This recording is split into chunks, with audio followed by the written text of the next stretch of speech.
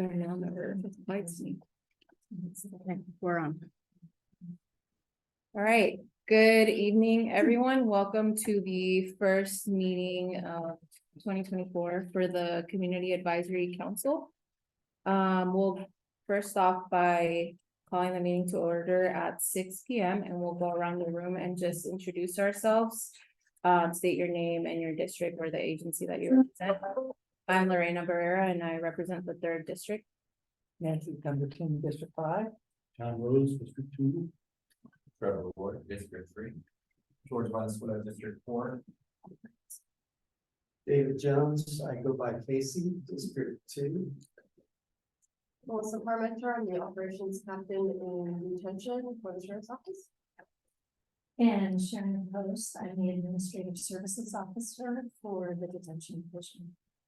I'm John Alden, I'm the director of ILR. I'm Lisa Camacho and I'm the community engagement manager for ILR. Okay, and do we have Darnell on? No. As a panelist? Oh, No, oh, that's you. Okay, so yeah, we he's not don't, showing up. he's not on, so we don't have to proceed with reading the statement, but if he does show up, we will go ahead and do that. Darnell, Bowen wanted to attend virtually, and there is a process that we have to follow where I have to read a statement stating why he is attending virtually, but he is not currently on, so we'll just move on to item 2 on the agenda, which is a commitment to civil engagement. All are encouraged to engage in peaceful, non-disruptive communication that supports freedom of speech and values diversity of opinion. We, the members of the CAC, have adopted a list of norms referred to as our Design Team Alliance, which describes the way we want to show up and be in the community while modeling collaborative behavior. We request that CAC members, staff, and the public follow the CAC's agreed upon norms. Sorry, I'd like to say, but you can guess at. Which are, be tough on the topic, not on people. Respect all the participants in the meeting.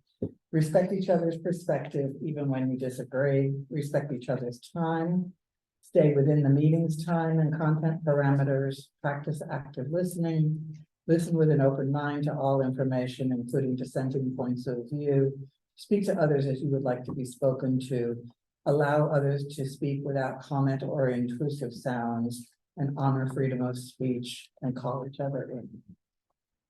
Thank you, Nancy. We're gonna go back. We see that Darnell has joined, so on the basis of just cause, a member may twice per year appear remotely. So we have to read a statement stating that Councilmember Darnell Bowen notified us on Wednesday, January 3rd, that he would be attending remotely today pursuant to AB 2449, which allows up to 2 virtual attendances per calendar year for just cause. The circumstances of the just cause for today's teleconference participation is. Darnell, can you tell us why you're participating remotely, please? Not yet. Oh, you're muted. Can't hear still. you. Oh, you're muted. Hello? We can hear you now. Okay, great. Yeah, there was a COVID exposure and I'm not really feeling well. Okay, thank you. Thank you for staying home. Yes, thank you, and we hope you feel better. Yeah. Councilmember Darnell Bowen, do you have anyone else over the age of 18 present at your remote location with you? And if so, ask them to describe the general nature of their relationship with you. None. Okay, thank you. Because this is just cause, we don't need a vote to allow Darnell to participate in the meeting, so we'll go ahead and proceed. Thank you for being here virtually, even though you're not feeling well. Okay, so we'll move on to item number 3, which is the reorganization of CAC officers. We have to do this every year, and we will be selecting a chair and vice chair to serve from January to December per the bylaws. Thank you. I have to read. Okay. Okay. This is just describes what it is and then this is what Okay, so I'll go ahead and read, and then we do have Councilmember Robin joining us at 6:05 PM.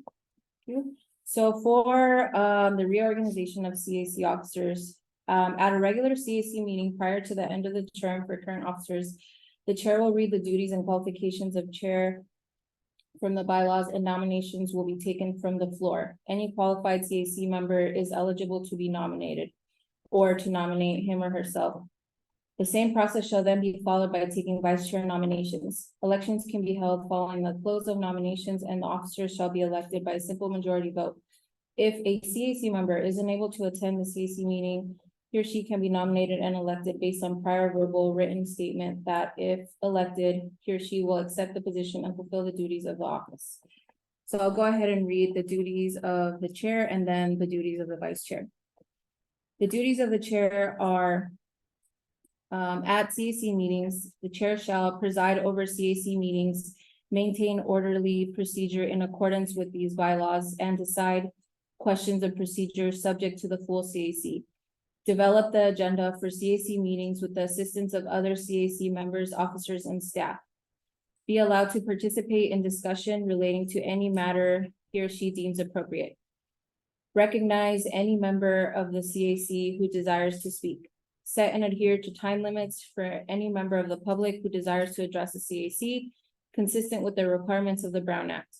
Rule on all procedural matters or questions not specifically addressed in these bylaws, subject to the approval of the full CAC.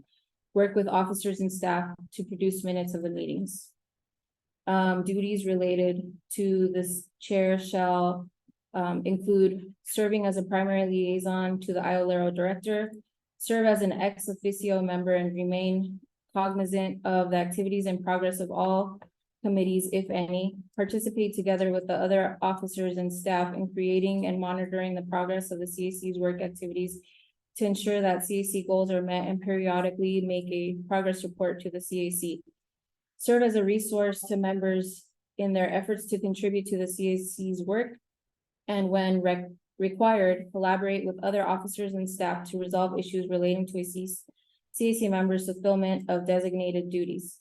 Represent and speak on behalf of the CAC at public meetings like Board of Supervisors meetings on matters relating to the CAC. Create and sustain amicable and effective relationships with county and community leaders and organizations.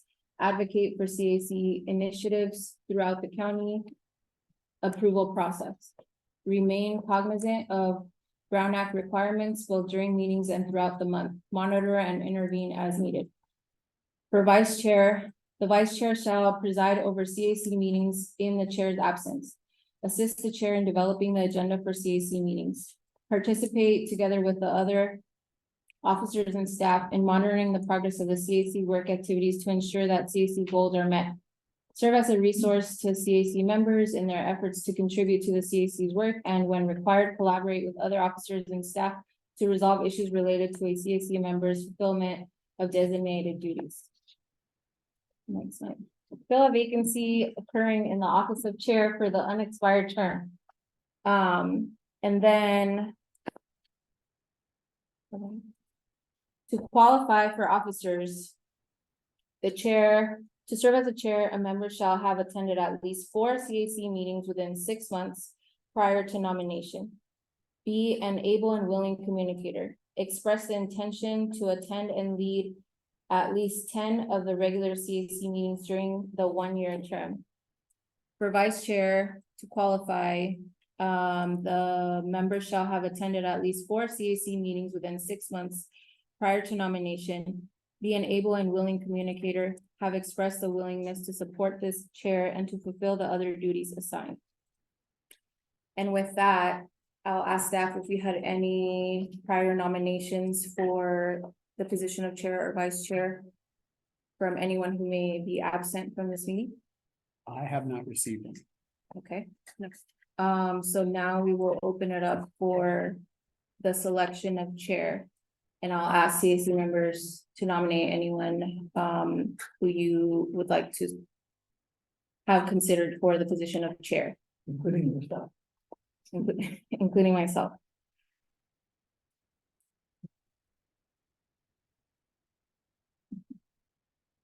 Okay. I'm gonna It's a fun nominate Lor- position. I'm gonna nominate Lorena Barrera.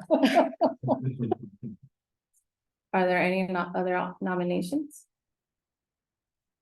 Don't know. Okay, well, seeing that nobody else is interested, I will accept the nomination for chair. And just so we can just do one vote, we'll do the selection of vice chair. Are there any nominations for vice chair? Nancy. Okay, thank you. I second. Anyone else? Okay, Okay, Alex. Nancy, okay, thank you. So now we can do an official vote to select myself and Nancy to continue our term as chair and vice chair for the calendar year 2024. All in favor, say aye. Aye. All opposed, say nay. Thank you, Darnell. We got your vote. Madam Chair, can I add something? Yes. I appreciated that you very kindly said that no one else was interested, but I think actually everyone thinks you're doing a really good job.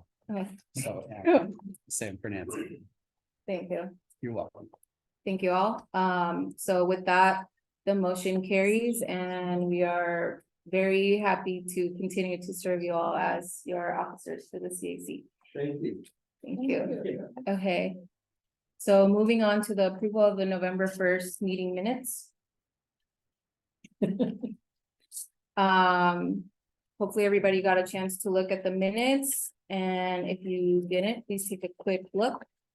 And in the meantime, are there any comments from CAC members on the meeting minutes? Seeing none, is there any public comment for the minutes that were provided in the agenda packet from the November 1st CAC meeting? Okay, seeing none, we'll close public comment and bring it back to the CAC members for a motion and possible approval. I have approval of the motion, yes. Thank you. Is there a second? Second. Thank you. All in favor, say aye. Aye. All opposed, say nay. Any abstentions? Don't know. Okay, Stain. okay, thank you. Thank you, that motion carries and the minutes are approved. Moving on to item 5, openings and appointments. We currently have a vacancy in District 5. So if you know anyone who is interested, please encourage them to apply if they'd like to be a part of this amazing community advisory council. Can you tell us where that is? Linda That Hopkins. includes Linda Hopkins's district, which is a lot of the coast and yeah. Into the edge of Santa Rosa, Yeah, West County. western edge. Thank you. Item 6, correspondence items. We do not have any correspondence items to report at this time. We'll move on to item 7, director's report. So for the director's report, I don't have a lot because since the last time we met, there were of course the holidays.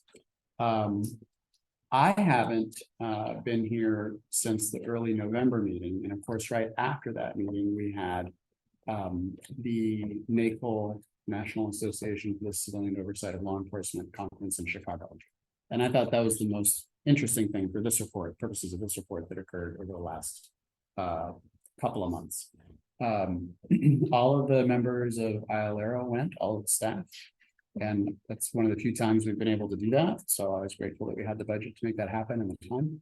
And then many members of the CAC came, and I know those of you who went, well, I would encourage you at least to talk about your experience. So rather than call you out, I'll let you do that. But I was really pleased that we had a number of members of the CAC there as well, who got to participate in that same training. And I thought, well, for my purposes, it was a particularly useful NACOL conference because NACOL has for some time been talking about trying to create more tracks for training instead of just having generalized sessions at the conference where people with lots of different needs might all show up and hear the same presentation. They've been trying to figure out how they can create tracks for people who are new to oversight, or people who are members of boards or commissions like the members of the CAC, or people who are new investigators. And then in this particular NAPOL conference, they had several sessions with specialized tracks like that. I appreciated for my purposes that they had a track that was about oversight of corrections. And that's something that NAPOL's been doing more and more in the last few years. And they also had another track on the Sunday at the beginning of the conference. It was for directors of agencies, so all get together and talk. So I found it an exceptionally useful NAPOL conference. I ended up presenting more than I went to sessions myself, which is unusual for me. I've presented before, but usually only like once. And this time I had maybe 4 presentations, so it was a little bit of a busy conference. I also appreciated that the folks, both from the CAC and ILRO, I could see were talking to each other a lot and sharing ideas about what was happening at the conference and what they were learning. We had a really nice dinner together on Tuesday night where I got to share some of the experiences we had, as well as several other connections over the course of the conference. I thought it was fantastic. We had such strong participation from the CAC and also that engagement between the CAC and the ILRO staff, because that doesn't always happen all the time. You know, we have to create opportunities for that to happen, and NAPOL is one of them. So that's the big update. I'm sure we'll be talking some more in our meeting about picking a time for a retreat, and I'd like to talk about that a little bit when we get to that agenda item as well. But that's the highlights of the last couple of months over the holidays for ILRO. Okay, thank you.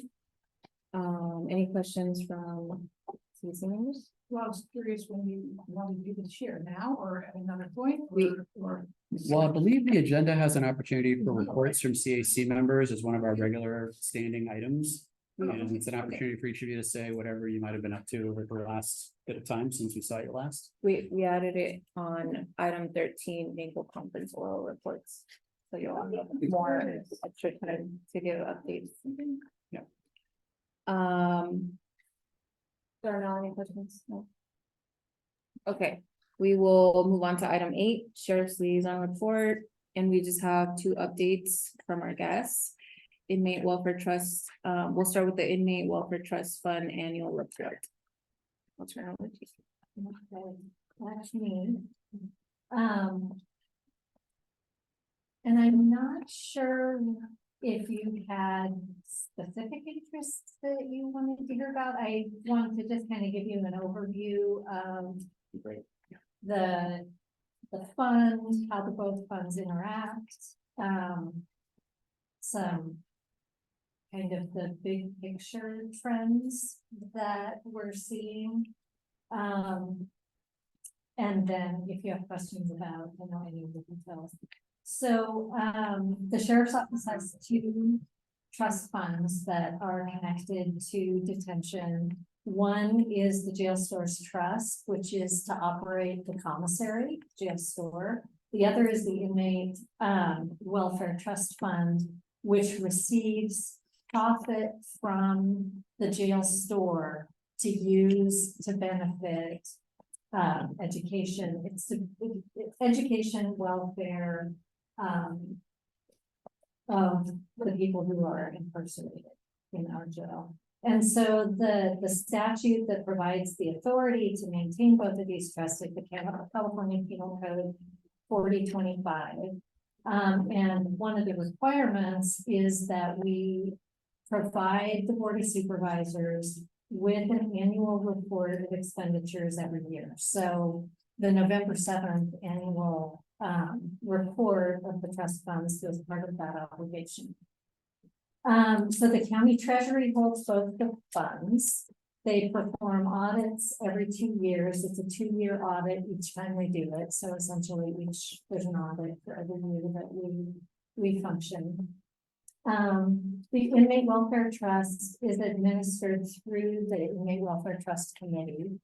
There are 10 members. I chair the committee, but I'm a non-voting member.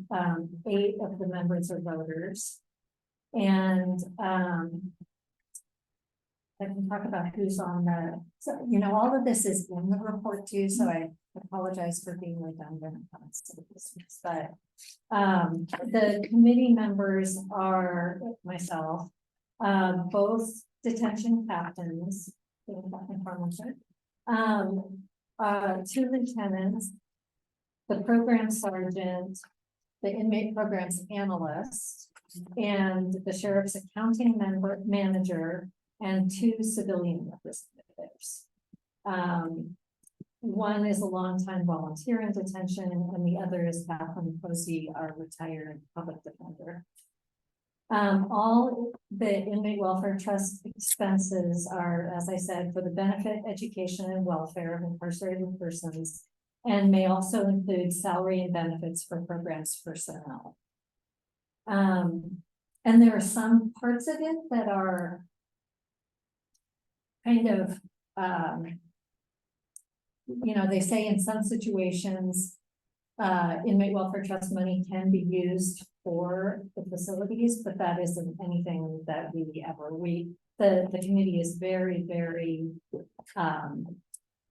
conservative about how the money is spent, and it was very careful about, it's never spent for facilities. So some of the overarching themes of the fiscal year 2020, this was the 22-23 annual report. So the year prior, in 21-22, there were a couple major transitional events. One was the loss of phone revenue. The Inmate Welfare Trust used to receive phone revenue, which, you know, is a legitimate revenue source, but it changed in October 2021. It was the result of a CPUC hearing that capped the amount that could be charged for phone calls. And so since October 2021, the trust has not received any phone revenue. The other big change was that the jail store used to be operated by sheriff's office personnel. And in March of 2022, we transitioned to a vendor operated commissary, third party off-site commissary. So it used to be that the jail store's budget was, you know, buying all of this merchandise that the incarcerated people could purchase. And now there's kind of a kiosk system, and they can see a whole host of things that are available to them that are not otherwise available to them without a commissary. And so now it's not profit that's generated in jail stores, there's commission that's received from jail stores purchases. If that makes sense. Okay. And so it has changed the budget because all of that purchasing of, you know, cup of noodles and candy bars and that kind of stuff is removed from the budget entirely.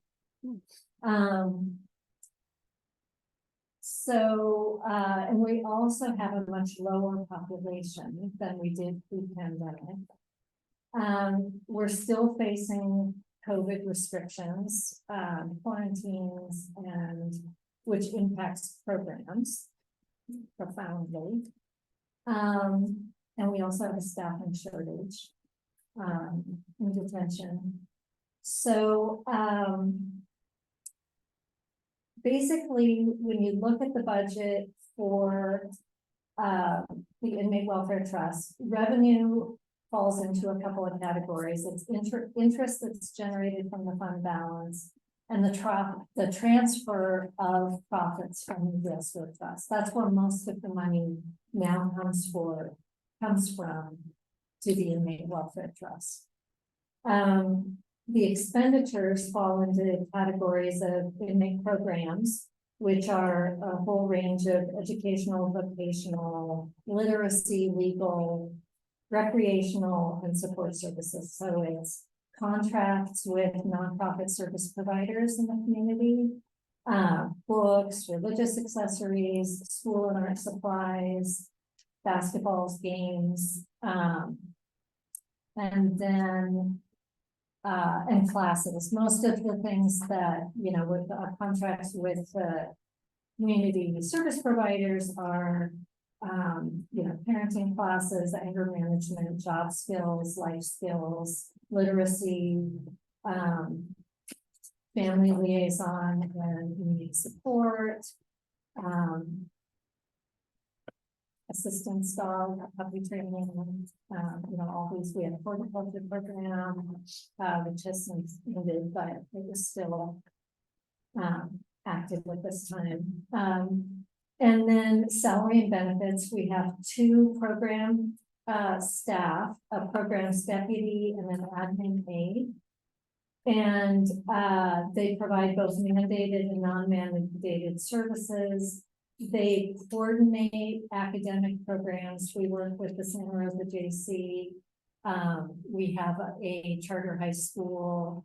Those aren't programs that require inmate welfare trust support, so you don't see those in the budget, but the staff help to coordinate all of these providers coming in during election time. They oversee voting. They are purchasing books for different levels of reading proficiency, interests, languages, faith, recreational and entertainment equipment, replacing all TV sets, like there's a lot that goes out on in the programs office. They were working during the pandemic to provide remote learning access, maintaining the high school and centers and JC classes. And they also track the credit calculations for people, allowing them, it's performance milestones so that people get credit for early release, and that's all tracked by program staff as well. And then the third category of expenditures is for other services and supplies, which includes the TVs, cable, Press Democrat subscriptions, the copier and office supplies for the programs in high school, indigent welfare bags and support. So for people who have no money in their community accounts, the Inmate Welfare Trust purchases various things on their behalf. And then the jail stores trust fund is its primary revenue is in interest on its fund balance, but that tends to be less. And then, and that's because we move the money out at the end of each year. Whatever excess money there is in the jail stores trust fund gets moved into the Inmate Welfare Trust. And then there's the commissary commission now, which ends up going into the Welfare Trust. And the expenditures are for sheriff's office staff for the time they spend on commissary duties. So they still deliver, even though we're we have this vendor who is delivering commissary orders. They still need to be delivered by sheriff's office staff. So twice a week, typically, they will go through all of the housing modules and deliver commissary orders and go through them and make sure everything's right. So that cost comes out of the jail stores budget, and then there's an audit, biannual audit by we have to pay the auditor, county auditor to do that. So that's divided between the 2 trusts. Every 2 years you see that, right? And then there's also administrative overhead for the jail stores trust fund. So that's kind of the overview of the mechanics of it all. And then in the you can see the numbers, and I don't know that it would be, I don't know how you want me to cover those because they're all here, but I will say that one of the challenges that we've had is that because of COVID and staffing issues, the budget for the Inmate Welfare Trust is, the intent is always to spend more, especially in these recent years than we have been able to spend. And so it's it's been challenging because some of during COVID and during quarantine times, a lot of the nonprofit service providers were having difficulty adapting curriculum to a remote format. We were having trouble getting people together in a certain space.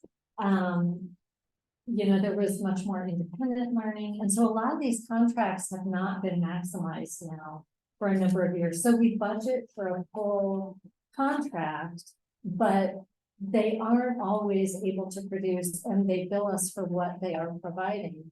So consequently, they, will budget for a much larger amount than what the actual budget ends up being at year end.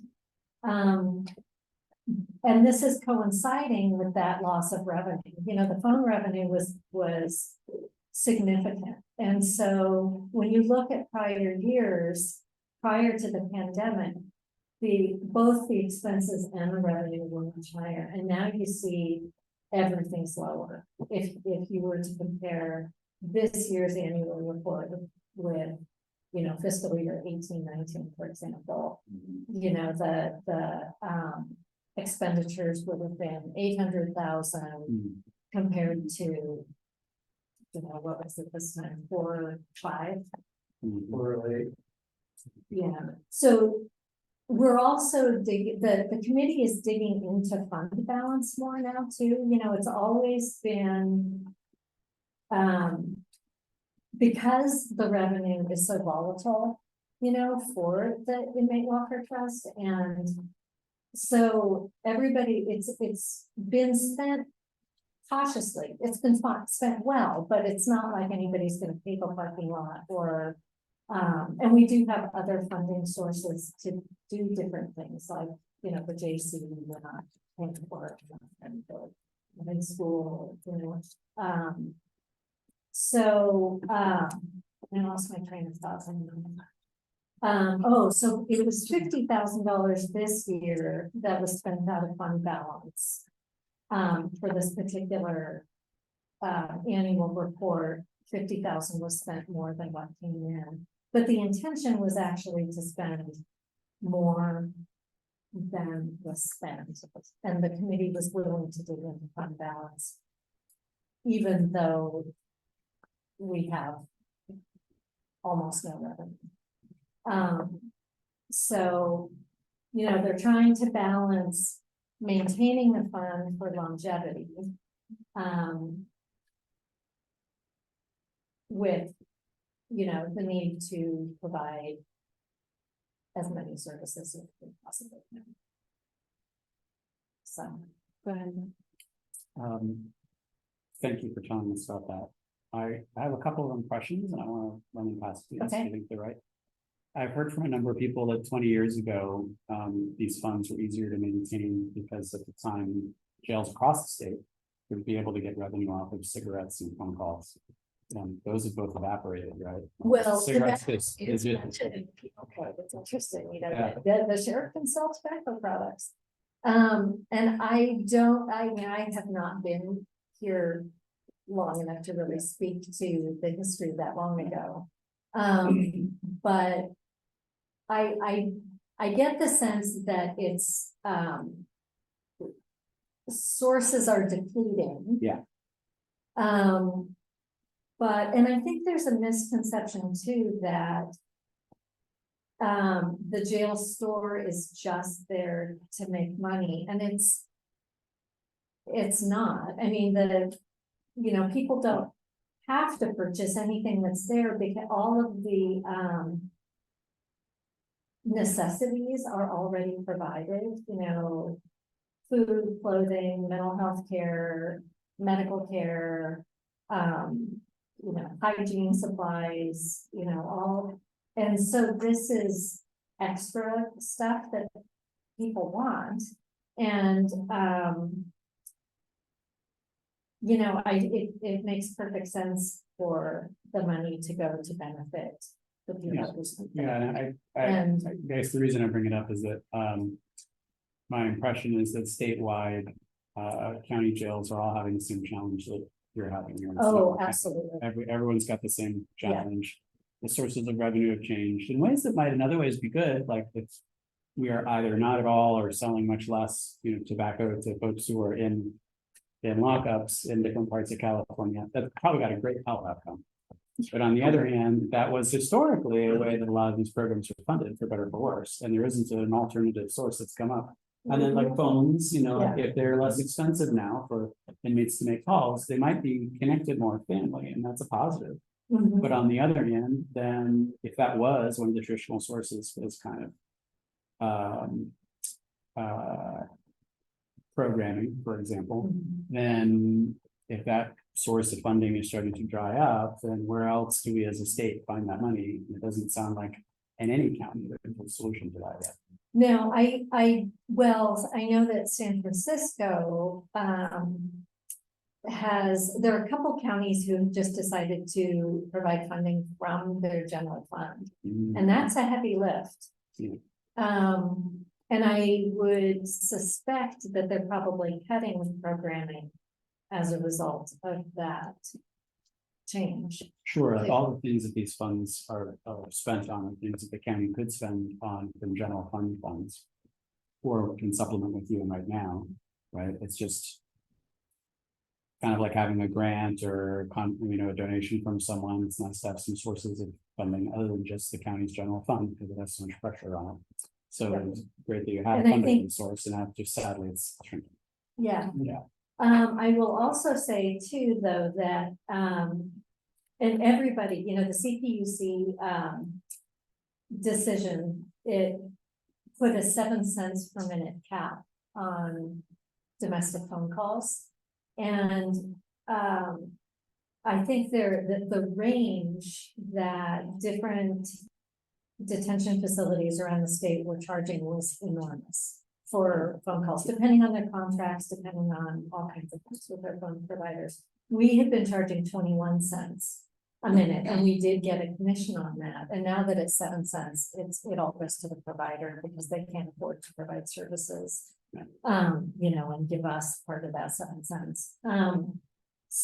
But we are getting tablets. You don't see it in this annual report, but we have been able to get tablets. They're basically entertainment tablets that are were rolled out fairly recently. And people can listen to music and movies. There's a lot of free content. They can also, there's sort of premium content that if they want to buy something, they can text with family and friends.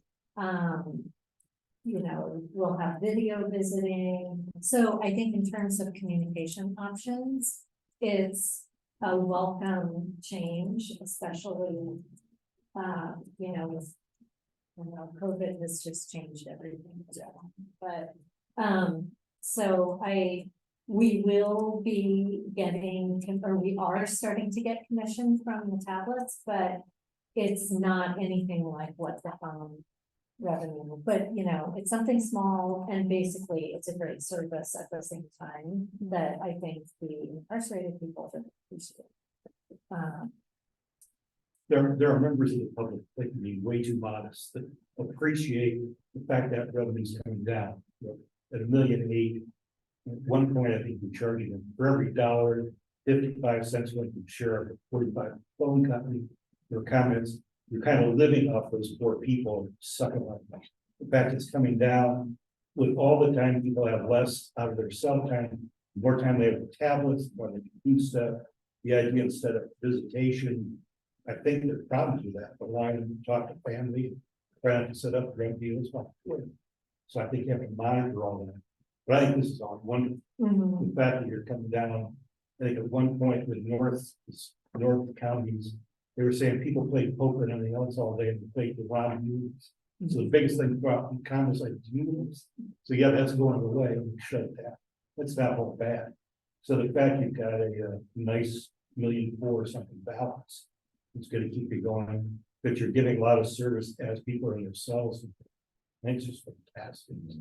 Nice And job. actually, on those tablets too, incidentally, from this year's inmate welfare trust budget, we purchased a number of really nice programs that are free to the people who use them, but the trust paid for them. And so there's one that's a substance use disorder treatment program that is adapted to each person, like they fill out, you know, all this information on their own, you know, triggers and substance use and all kinds of stuff, and it helps them to do self-directed work that it kind of works hand in hand with the SUD services that they're getting, you know, through the jail. And also, there's an art therapy program that we bought that's been popular. And, what's the other one? There's a third one. It's like, it involves a lot of writing, and is also kind of a self-directed. I'm running one right now. But there were 3 that we purchased, and then there's still the academic, programming and, you know, learning like stuff that is on those, but we have many more tablets than we have. So you talked about COVID and the understaffing. I understand that people now are in lockdown almost full time. So how much of this programming is happening individually in the cell, like using the tablet, and how much is actually some real interaction with other people in the jail? I think you can probably speak to that a little more from operations, but I think it depends on the program and it depends on where the person is, whether they're in quarantine or not. So, but we do have, you know, I mean, we have our high school faculty is there, they're, you know, and we have providers coming in as often as they possibly can. You know, we have, California Parenting Institute, and we have, well, we just had a puppy graduation recently. We've got the POTS program. So we have a lot of stuff that's How does that support, with the currently rumors that people are in lockdown for long periods of time because of staffing issues? Well, we've been on a modified staffing plan for probably 2 years in jail because of staffing. I guess depends on what you mean by lockdown. So. I mean, and not out in the common areas. So each housing unit is a little bit different. It depends on the type of person that's housed in those different units. So what we call the wing is primarily G module, H module, J module, and then we did have P module, which is not those, which I'll get to in the next section. Those are what we consider more general population. They can house up to 110 people. The people housed in those units are getting out probably 3 to 4 hours a day. In housing areas where we might have a more of a mix of populations that can't all come out together, that's where we start getting where they're only getting maybe an hour out a day, maybe 2 hours, if we don't have other emergencies going on in the facility. The modified staffing plan, we were locking the facility down at 1900 or 7 p.m. each night during the week. And then weekends, we really were only running on the program from 11 in the morning until 7 at night. And then it was going on lockdown for the rest of it. Actually, this month, we were able to restore normal programs, so things are running normal operations from 7 a.m. to 10 p.m. During the week.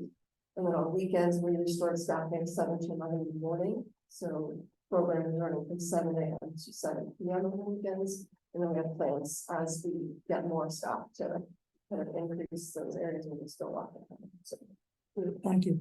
and programs. And I don't have a presentation for programs tonight, but our programs is, well, it went down to almost all through Zoom or, you know, independent study. During the pandemic to now we're getting back to where we were pre-pandemic. We're not quite there yet, but in the next 6 months, we've added a lot of programming. We have a lot of, an SCD program that's gonna be starting back up, which we used to have that in the county, which ended 7 years ago. We have our PAS program, which is for people that have mental health disorders, but also substance abuse disorders. It's a 10-year program. We started that back up in several colleges. So there are things that we're starting back up. It's been a slow process with COVID. We are still on the strict COVID protocols in the jail.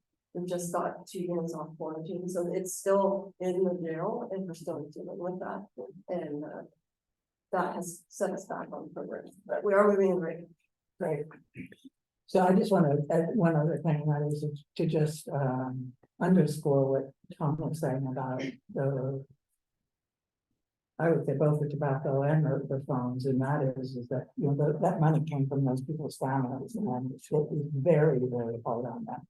And it continues to be hard on them to support, to provide support in the facility. And I acknowledge that you provide what is necessary, but if you're going to be in jail for a long time, surviving solely on your food, you know, is kind of hard on people and adds to the stress that they're all these very stressed out people are feeling. Yeah. And I just want to, you know, make sure that we know who we're talking about and who it impacts Oh, absolutely. in a larger sense. Yeah. So thank you.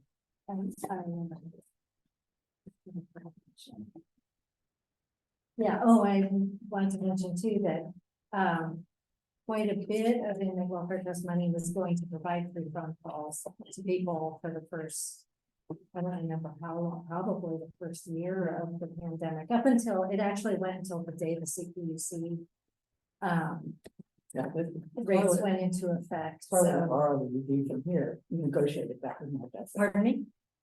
The ED, the former ED of the IOLero negotiated that with Mark Essex.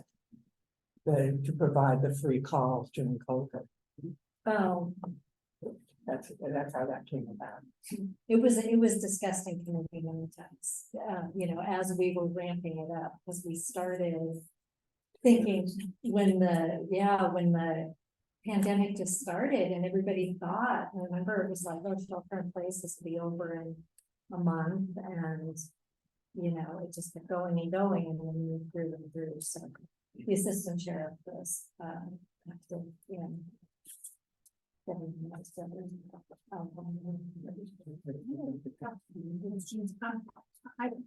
In one place it mentions that the salaries for the administrative, the assistant person. Admin aid and. Yeah, correctional those deputy. are partially funded by this trust fund, and then somewhere else it said that it's, I mean, it implied that it's fully funded. I'm curious, are they partially or fully funded? I mean, they were 86,000 and 116,000. Yeah, so So- their positions are fully funded as full-time, but if the correctional deputy is pulled in to do overtime in the facility, that is not funded by the trust. So, you know, for the hours that the correctional deputy is working in programs, that's funded by the trust, but mandatory overtime has been off the charts for correctional deputies. So overtime spent in the facility in general is not funded by the trust. And the rationale for that is that they contribute to the welfare of the. As a programs deputy, absolutely. But if they are working in the facility as the other Yeah, deputies right. are, then that's a general Yeah. fund Okay, expense. so, okay, and so I'm curious about the store, is it now basically just like vending machines or? No, it's, I mean, is there we any have- interaction that we they? have kiosks that people can order, and so it lists everything, it's got prices and stuff, so they can place the order. And the old system was all still paper-based, it's Scantrons. Yeah, that's the major conversion of this one. So they can place an order on the kiosk. the order goes to the facility that manages it. They bundle the orders, they put the person's name on it and their housing location. And then they deliver everything all pre-bundled. And then we have, our staff delivers it through the facility and they open it and everybody makes sure that the order was correct and. And did that come about because of the pandemic, because you couldn't have the, you know, the immediate contact with other people, or? No, it had to happen. It just had to be upgraded. It was so labor intensive and we had to, as part of the audit, you know, there were these times where they had to count everything, every candy bar, every cup of soup, Yeah. everything. And, you know, if there were discrepancies, they had to be accounted for, and, you know, salt packets and salsa, and, you know, I mean, yeah, and I think, and just space, the storage space, ordering all of that merchandise and, so it's cut labor costs for, you know, the jail store's labor costs have gone down. It's provided a space that we really needed, and pricing, you know, that we don't have to worry so much about the pricing because the pricing is standard market, you know, and we did specify that for a large number of products, like we don't take any commission on, you know, anything that is related to communication, stationery, envelope stands, all of that. They have to pay what it costs for those products, but, and for people who are classified as who have, you know, less funds, than the trust pays for those things. Okay, well, I have one other question, and that was, I noticed in the numbers that there was no expenditure for anger management and parenting education, and you commented that that's part of your programming, and I just was curious, because those seem like two really important programs. Yeah. And they're both at zero in the. And they're provided by CPI, California Parenting Institute, and they weren't able to bring them in. They couldn't do remote coursework and. That's the same with This- the this- bill. This year, we were still in This is 22-23. pandemic. Yeah, yes. I'm just curious about how the priorities are set for where the money gets spent, but you don't have to go into the whole explanation of that, but it. Yeah, part of it is Those just two their seem like- ability to do remote curriculum, like, you know, Goodwill. After this, redid their entire curriculum for remote coursework, and so So is that job still training up and running again? Because it's zeroed out here. Yeah. But they probably over and they're providing we, monthly. we have our new, we have a new contract with them. And as far as I know, they're coming in still right now. Some of it might be remote. I would have to ask them. All right, so some of this stuff really is historical and it hasn't, these numbers haven't caught up to what's actually being provided today. Oh, Because exactly. they're- This it's a is just historical that reflection. snapshot Yeah. of fiscal year 2023. So this is past. Yeah, And Sharon, just so I'm following right, this annual report that you're required to do by law before the supervisors about this particular fund tells us and the public what that fund's being spent on. It's not necessarily a report about all the programming of all kinds of the jail. oh, exactly. I Right. mean, there's a note in here saying, please note. This is just the inmate welfare trust because there is other programming going on that doesn't touch the And trust. other kinds of funding, and the Right. purpose of this is so the public knows how this money from profits from the store is being spent, but there's other programming too on top of it as well. Exactly. I have a quick question on the inmate finances or their account.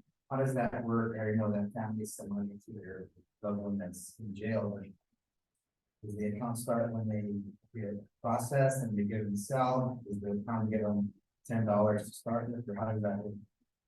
We don't give them money, no. We start off with zero and then they get money from the mail, how does it work?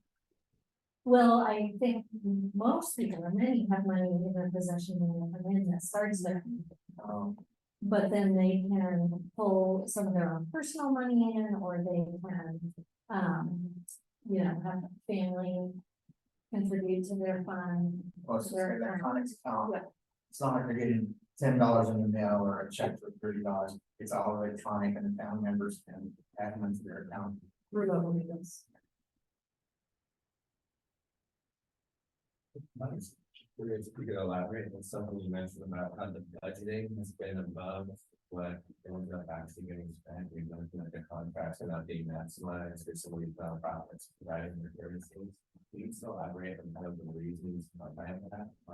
Why we budget for a Yeah. larger amount. Right. So, the way everybody in the county has to budget really is to,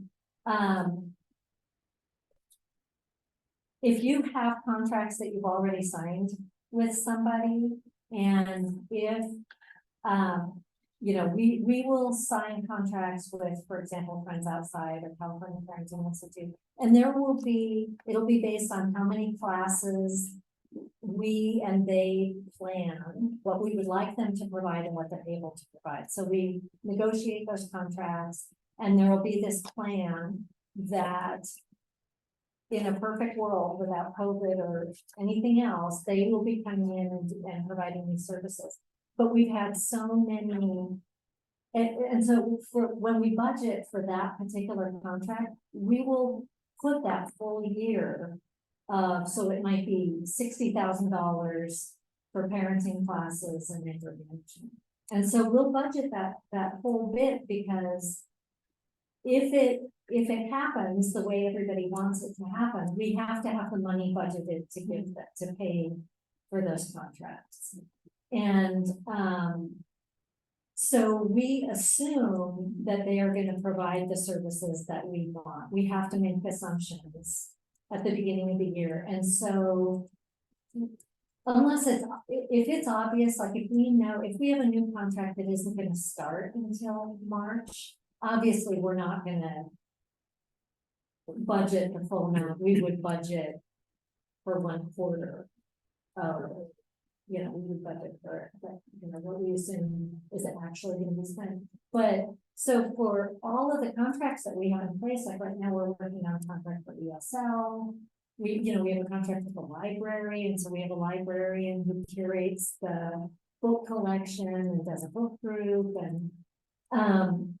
and so we budget for those contract amounts as though we're gonna be able to spend it.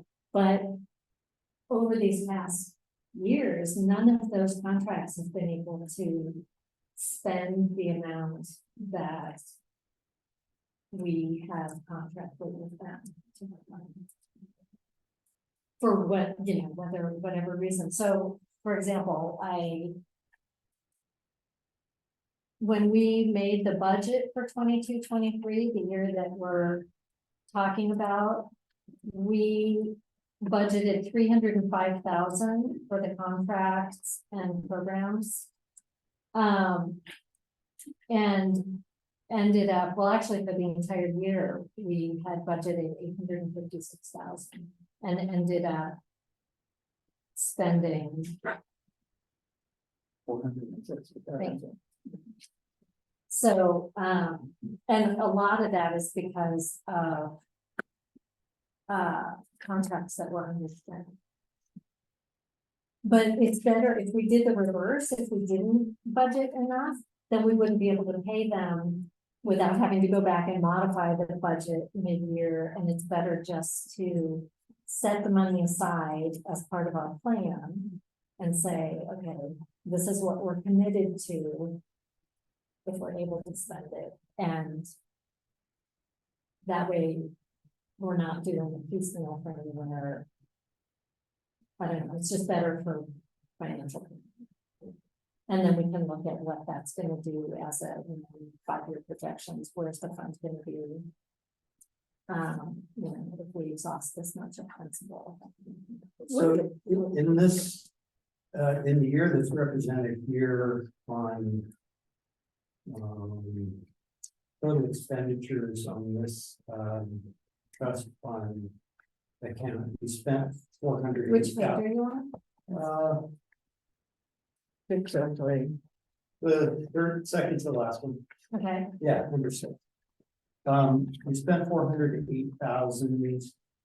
And you took in 357,000, right? right. So what are those numbers for this year? What is it that you have budgeted for this same line item? That would represent total expenditures here, I didn't bring this year, but. you know, off the top of your head. I don't like to quote numbers. I would say we have new contracts now. So I can get back to you if you want to know what, you're I mean, talking can I about. assume that it's 20. substantially more? Because the reason I ask is, it sounds to me like, you know, if I were to go explain to someone after this meeting who hasn't been here. One of the things that I would say to them is what we were told was, that there was an ability to buy, more services, more education, et cetera, than was actually bought because you couldn't get the services.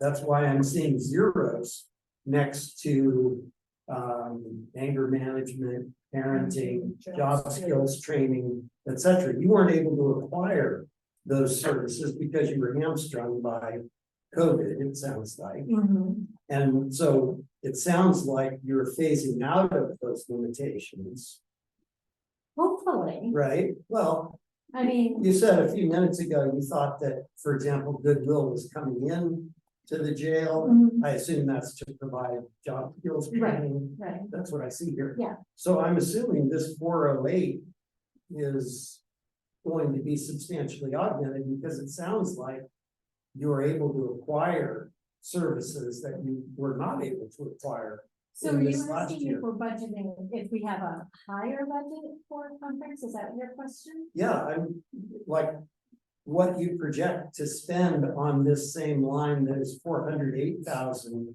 when you have services that you can't even purchase, is what I've heard. So I can say that none of our contract amounts went down. I mean, they've all gone up. I mean, labor costs more, everything costs more. And we have added some new contracts. And, so, yeah, I mean, originally it was for that year, for 22-23, it was 305. Yeah, it's probably, it is higher. We'll tell you yes. Okay. Yeah. Great, thanks. Yeah, one more question. Am I correct in assuming that the accountability factor around, the standard of welfare that the inmates get, is that part of our job because it's run by the sheriff's department? I mean, is that, oversight or accountability or anything like that part of our purview here, or who is looking at, the degree to which the inmates are? That's a very broad Service. question, so there's a lot of parts to the answer, but if we're just talking about the welfare of inmates generally, which is not the topic that's agendized tonight, right? So this might be a topic for a future meeting. Yeah, Overall, the welfare of the inmates or anyone who's incarcerated at a local jail, the better way to put it, the detainees there is subject to a set of federal constitutional rules and then some federal law to a certain extent about that. Much more detailed state law and then state regulations that describe things like food and medical care and other rules about how those things are provided. Several of those categories of, I suppose you might call them services, to people who are incarcerated in the jail, then get audited by a variety of outside powers. And there's several different auditors for different parts of it. And then there is, in addition to that, a system through which the people in the jail can complain about the conditions of their confinement. It's called the grievance process. And state law describes how that works, and it gives them folks who work at the jail an opportunity to get back to the people who are detained about why those conditions are the way they are and whether they could be changed or altered in some way. At Iolero, we take complaints from people about specific incidents that happen in the jail where they think they've been mistreated. So as opposed to say, a concern that they think the food is not as good as it could be or should be, we'll take complaints about, hey, I think this particular correctional deputy mistreated me on February 5th in the following way, right? And we'll investigate those. So that's part of it. We'll audit those in the event that there are incidents where someone dies in custody. We have the ability now to investigate those, although we haven't done any of those yet. There are a couple in the pipeline, but they're not finished yet. So those are a variety of the ways that people, people's welfare is assessed and regulated. So that's a lot, but any one of those parts of the process is something that the CAC can certainly have an ad hoc about, learn more about, and see if there's some recommendations that the CAC wants to suggest about how those could be better again. I know that's a long answer. No, But it's a broad but question. it answered my question. I appreciate it. Yeah, Sure. and we're later in the agenda going to talk about having a retreat in the near future. Mhm. So some of the things you heard about tonight, you think, that would be a good topic for an ad hoc for 2024. The retreat's a really good time to start planning out whether that's a priority for the group and who might want to work on it and what you might want to get. Yeah, absolutely. Just related to the trust being administered through the community, through the trust committee. How do the 2 civilian representatives get selected? Just out of curiosity. Like, would there be a way for members of the CAC to be those 2 civilians or consider applying to be those 2 civilian representatives? I don't know. Right now, I know that having the public defender, on our committee has been a really great asset. And I think there has to be a very high level of experience already with detention. But I can look into that. Yeah, just curious. And then, sorry, one last question related to what was asked about the contracts and all of that. So let's say you budgeted, I don't know, 60,000, like you were saying, for the California Parent Institute. Would there be a way to instead budget for an organization to cover education related to anger management and parenting and like acquire cost estimates from different organizations and then present that as part of the budget without setting a number, so that way you're not relying on the California Parenting Institute and you have like backup organizations to choose from, because it just seems kind of like there's a lot of reliability on an organization, and if they can't provide the services, then people aren't getting the services. So a couple of things. There aren't that many organizations that want to provide services in the facility. Oh. We do put out a request for proposal and we contract with most of the people, as long as it's a program that will serve the incarcerated people. And we try to get a wide range of services, and so they are CPI is the only one who put in for anger management and parenting classes. If there was another provider, there's no reason we couldn't contract with more than one. So you just follow the RFP. We would just want to make sure that they're not providing, the exact same thing if they're both coming in. I mean, it's I think simpler to not have Useful. multiple contracts for the same service. But there's nothing that would keep us from doing that if there was someone else who could provide the services. But we just did an RFP in 2023, and yeah, I mean, it's a lot of the same providers who have always been with us, who are always, you know, And how is that RFP advertised, just out of curiosity?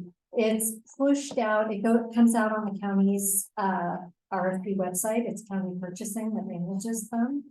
And so it gets pushed out to everybody who has ever checked the box saying they're interested in detention or programs or services, or, you know, it goes out to all the nonprofits. And so we try to cast a wide net, but yeah, it tends to be the same. We do, yeah.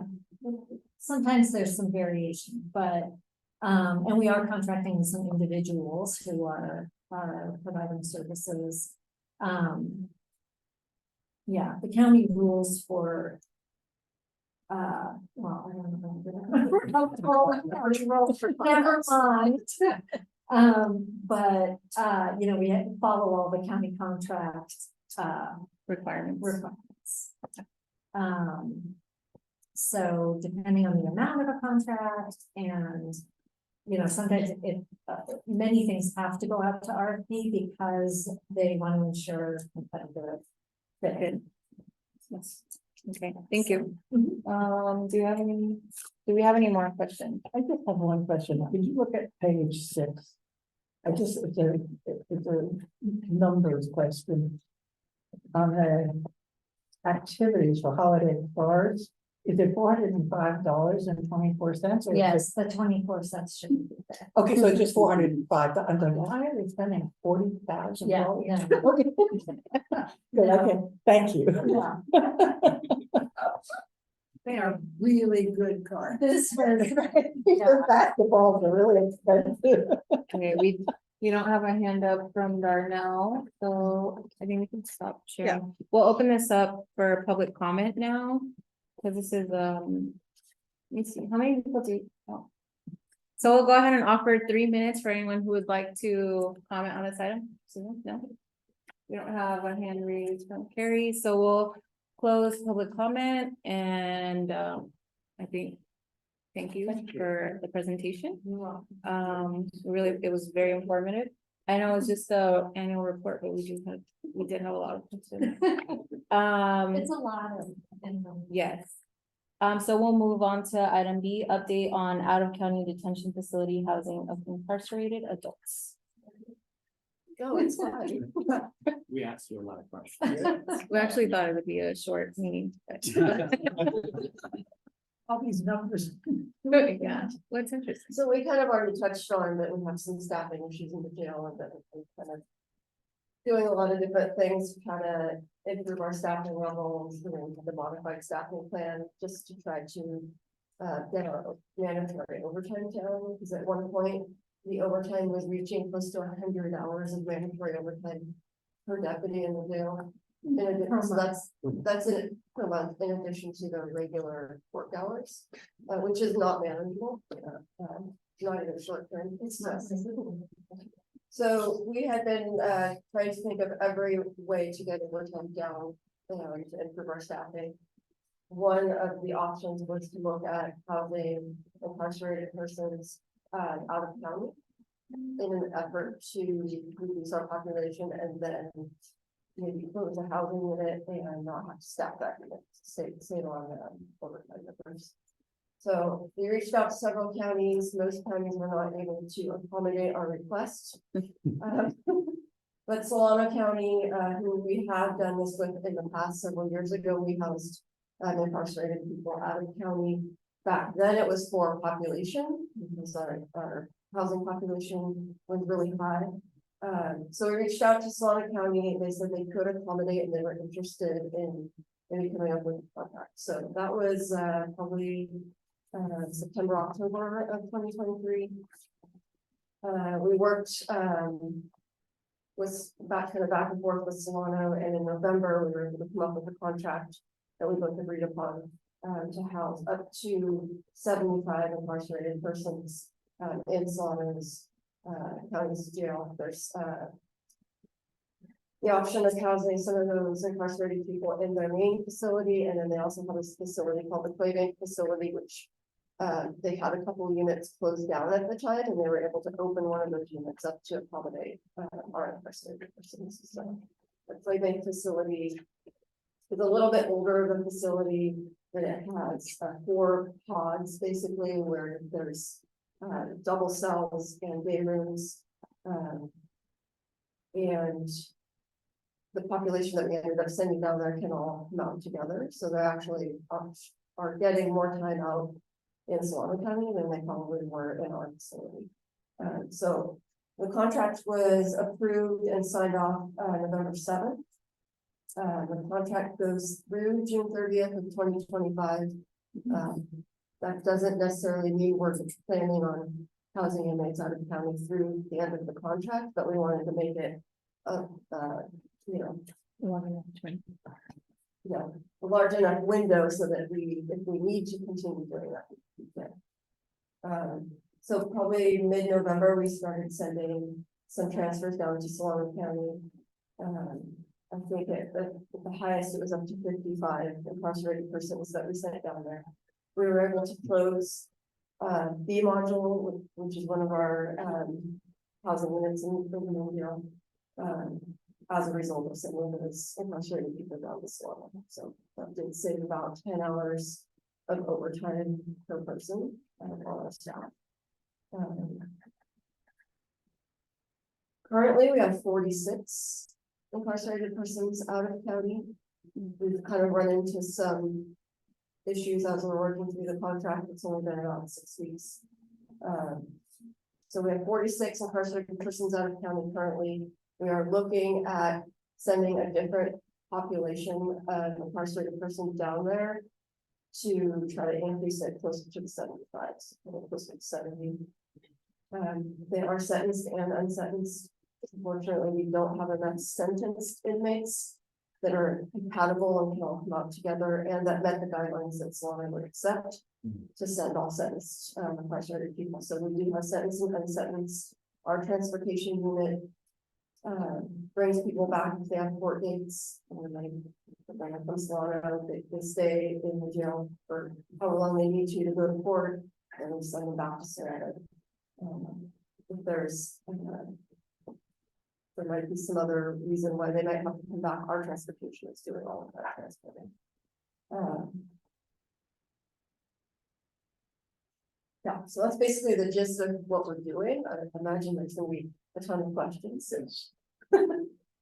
Like to open up to questions. I have a question for you. Well, two questions. One is on your unsentenced people. What is the accommodation for contact with their attorneys?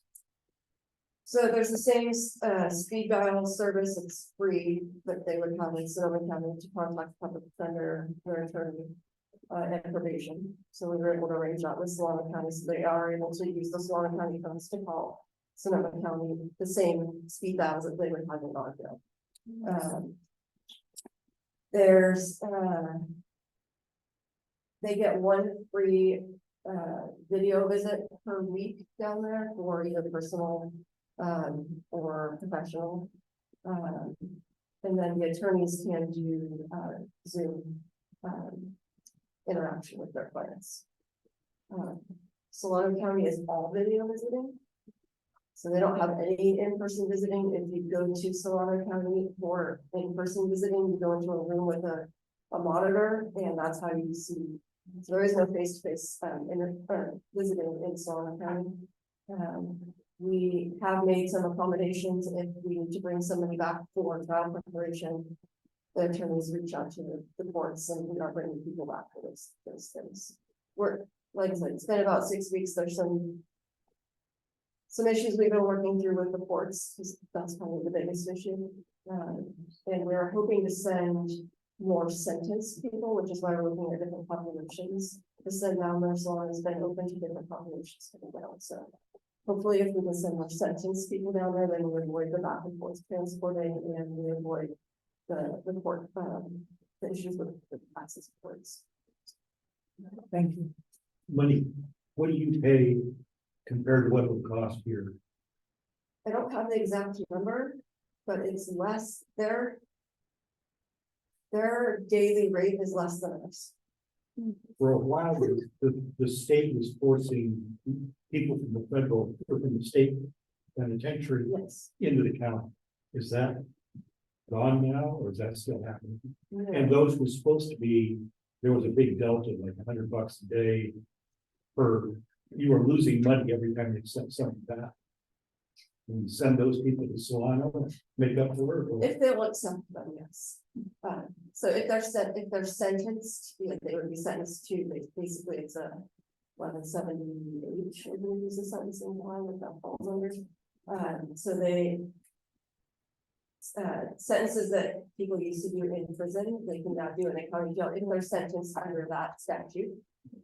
We have, I think, upwards of 100 in custody at our main jail, and they would be able to do that, so.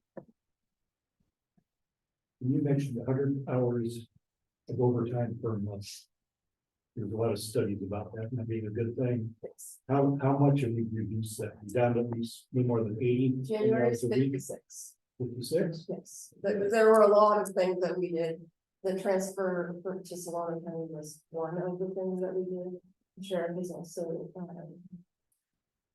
sent some patrol deputies to come work in the jail for a period of time. So we have 8 patrol deputies working in the facility right now. And at one point we had 50 vacancies, we're down to 36 vacancies, so we've been filled some of those vacancies, we've had some staff return to work. So there's been a variety of things so we've been able to reduce it to 56 and restore some of our operations. So our staffing plan is changing, so we are trending in the right direction. Any other questions? Was already asked. Darnell? And so the overtime is it due to the fact that there's less law enforcement, there's less sheriff, why is it that they have 100 hours of overtime that's down to because of the staffing, you might be not trying to hire more sheriffs or the population is so big. No, our correctional, so we have correctional deputies and we have deputy sheriffs, so it's 2 different job classes. Our correctional deputy job class, like I said, we were at 50 vacancies at one point. When the pandemic started, we were at 8 vacancies. Then the pandemic started, we went on a hiring freeze, and we weren't able to hire for close to 2 years, but we weren't able to hire. And then when the pandemic started to open up, then people weren't really applying for jobs. So we weren't getting a lot of applicants. We were down to just a trickle of applicants, whereas pre-pandemic we would get quite a few. So. But would that be the same for the other counties as well, or every county is unique? Each county is unique. There are some counties that don't have separate job classes, it's just deputy sheriff, so they can just pull different job classes. Cost of living, so the county really high, so we tend to have more issues with staffing than some of the counties that have a lower cost of living. Any other questions? Darnell, you had your hand up.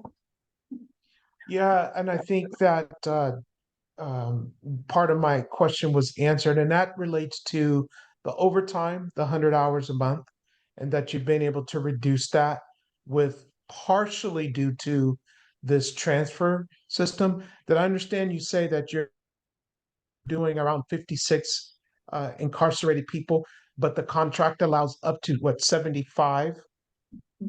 Yes, So my point is, if you move into that 75 range, I'm assuming you are expecting to continue to drop down that overtime, that average overtime number, because it's obviously 25 hours a week. Additional overtime per person is way too much. So, but it's not all related to the custody issue, as you mentioned. There's other factors that are affecting that overtime. my point is how much. And it could be a wild guess, but like if you get to that 75 number at the top of the contract range, how much do you think of overtime savings could you make? It probably wouldn't change the overtime savings to send the extra 25 incarcerated persons down to Solano County, but it gives us more room in the facility to move people into places that we need them to be. Because right now, we have 2 units closed in the facility, so it limits where we can put people. And so if we are able to get our population down, that will help us kind of move some of the people that we've put into units that are maybe incompatible in those units. It makes it harder for us to get them out of cells. It allows us a little more leeway in moving people out.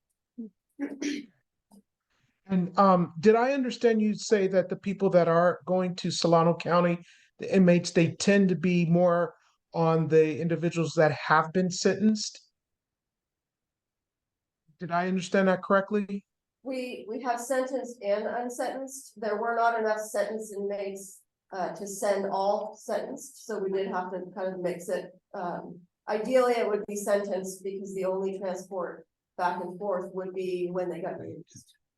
Yeah, when they, oh, Something I didn't mention is that with those incarcerated people, when their release date does happen, they're not getting released in Solano County. They're coming back to Sonoma County a couple days before their release, and they're released from our facility.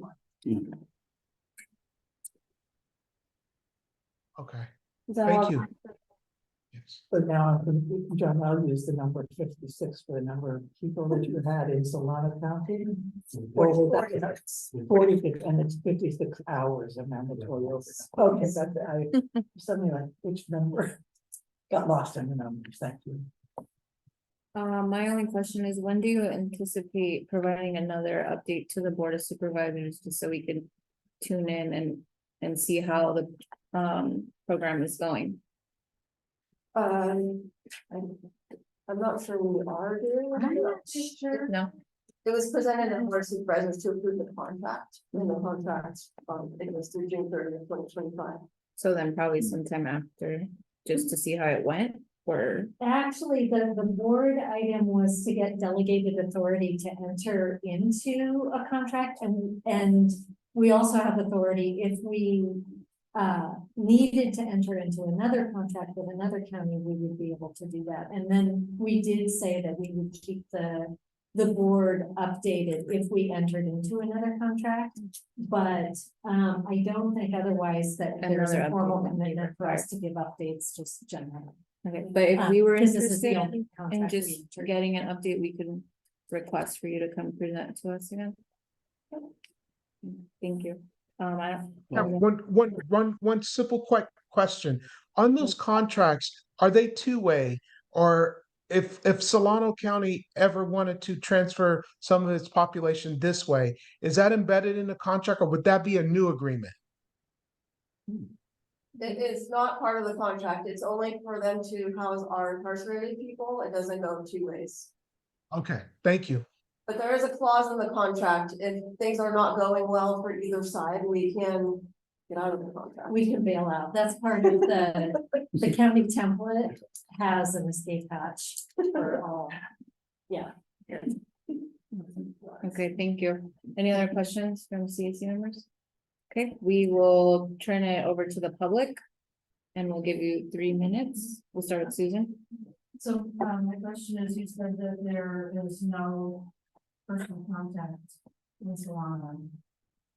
That's both attorneys and clients. And what personal contact is available in Sonoma County? Most of the people in your jail, multiple question.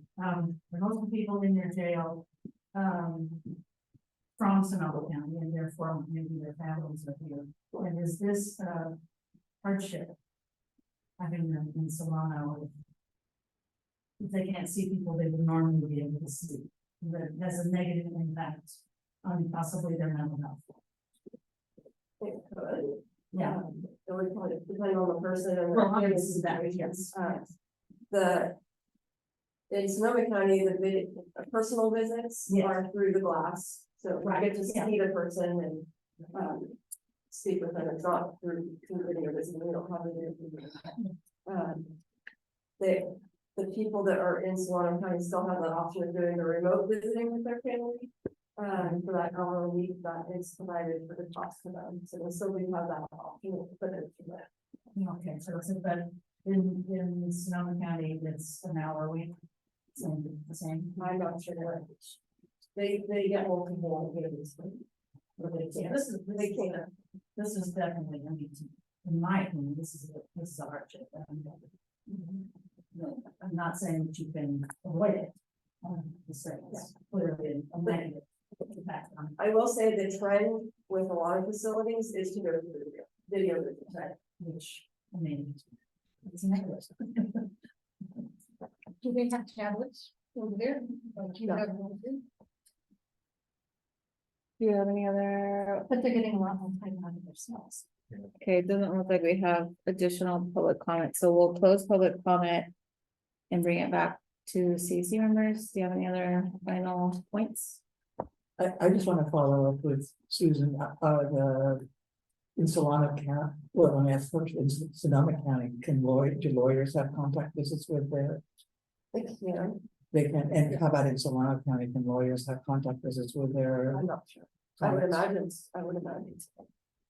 For trial preparation and different things, and we have contact visiting.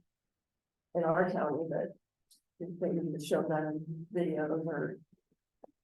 Whatever they need to do with the glass thing, but I'm not really sure what Solano's place is. Thank you. Well, thank you so much for the update on that. Contract, really appreciate it. Thank you for being here. Really It's appreciate it. like, Thank you yeah. very much. And you're welcome to stay for the rest of our meeting or, stay. Yeah. We're gonna do exciting things like pick a day. Yeah, I think. It's 7:30. Yeah. Thank you. Yeah. Thank you for being here. You're welcome. All right, so we will move on to our business item, finally. Discussion and possible action on setting up CAC retreat dates. So we wanted to have some proposed dates for us to schedule our retreat. Just like we did last year, and we thought Saturday worked really well so that we can have more members of the public present. I just want to ask on, where are we planning on scheduling it? Is it the same location? Here, Oh, so. So I kind of thought that the HR room that we used last year worked better because I feel like this space is really limited and considering. The activities that we did and all of that, when you mentioned to me that February 17th was not available, I was hoping that. It was, you were referring to the other place I not here. I can look into it to see if that room is available. We have been told several times in the last year that room's not gonna be available to us in the future. Oh, So I'm not expecting that we're gonna get a yes. And SCO is not available. I'm sorry. I can check with them as well. Yeah, because I I'm not feel like sure. we need a bigger room and I can I check. feel like the other place by the airport is way better, and we can I'm- get more people there than I here. don't know if they're open on Saturdays, but I can find out. And Okay, how about the bigger room here? Cypress, I can check into that. The bigger room here is probably the most likely. Of the ones that we just talked. It's not a bad location. This room is just too small for what Yeah. we want to be Yeah, doing. I can find I out. think as long as we have a bigger location, then I guess that'll be TBD, but we are hoping that we can all decide on a date tonight. And we have Saturday, January 27th, February 17th, and February 24th, and we wanted to see if those dates work for you all, which one? Hours of the retreat. We were thinking, what did we do last time? 10 10 to to 2 p.m. And we could do 9 to something 8. different, but that's what we did last time. We didn't see a Zoom meeting at the beginning of February, or is that the one that was canceled? Was it a March? meeting? First was March. So I have an interest in agendizing and learning more about what the retreat entails. before going to the retreat. Okay, So to me, that would argue in favor, and I assume that some other people here think that would be helpful. okay, And so that argues in favor of a February date, because you could agendize such a discussion about the content and procedure and protocol of that meeting at the next, of that retreat at the next CAC meeting. Would that be like, setting an agenda for the meeting, for the retreat? Setting an agenda would be fine, but understanding how, you know, topics get raised, what the procedure is that you used in previous ones for arriving at the determinations that come out of the retreat, et cetera. I think that would be very helpful, rather than just showing up there unprepared when we could be substantially more prepared. you can probably use what the agenda from last year and then have like a little discussion about it in our February meeting. And then that way you have a general idea of the flow of everything that took place that day, because it was our first retreat actually for the CAC. So everything that we did was new, and then that way everyone who's new can get an understanding of what that was. And if you have proposed ideas on changing something, we can talk about it then for when we set the actual agenda for a date later in February, which actually works better for me because I wouldn't be available in January anyway. Well, So- definitely not doing it. I mean, How maybe easy that's. I just, Could have talked a lot less. I just wanted to add that last year we did it as a special meeting, no Zoom. It was open to the public. It was more, interactive, not formal. It was a workshop rather Yes. than, rather than a meeting. Yes. And there was a lot of. Yeah. That was good. And last year, the sheriff came and Supervisor Corsi came. And I can work on inviting all of them as well this time around. We'll decide that at the February meeting, right? If we still want to do Well- the same thing. You could, but for people, generally speaking, for elected officials like the sheriff and members of the board of supervisors, if we meet on February 7th, and invite them to a meeting on February 17th, the chances that their calendar is going to be available are extremely low. So I would say that if there are folks of that sort that the CAC wants to invite to the retreat, the best plan from my perspective would be to set a date tonight and then let those individuals know immediately that we're inviting them. So we can get to them before their calendars fill up. Yeah, that's, Um, I think that's what we were anticipating. That does also cause me to think that in the county of Sonoma, Monday, the 12th of February is a county holiday for employees. So that makes the weekend of February 10th to the 12th a holiday weekend for a lot of county employees. The same is true of February 17th through 19th.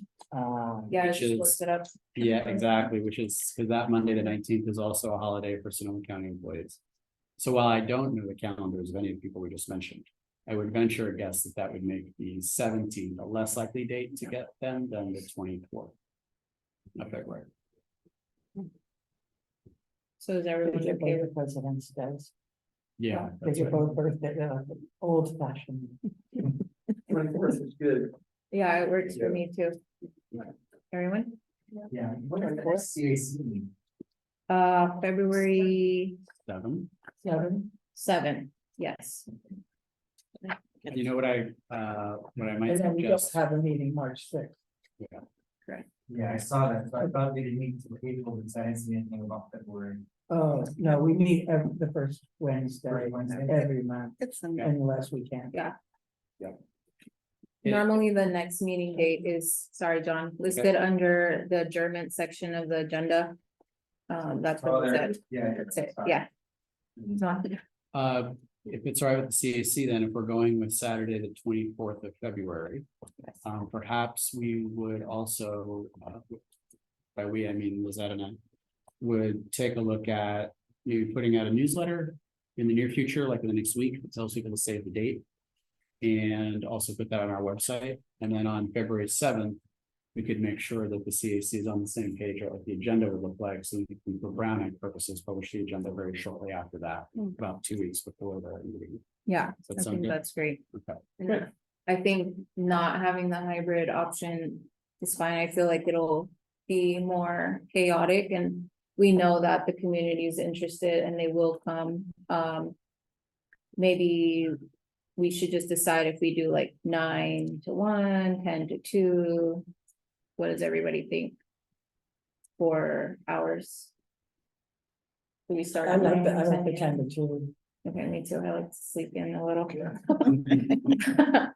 So, and then we'll just do a newsletter announcement once we confirm that we can have it in that larger room. Okay.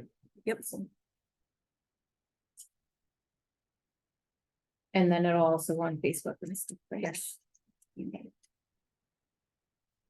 Okay, I don't have any other. I think the idea of having a little discussion on what we're gonna talk about at the retreat is good, so we'll have that at the February meeting, regular meeting. Any other comments from CC members? Any comments from members of the public? Darnell, okay, good. And we don't have a hand raised from Carrie.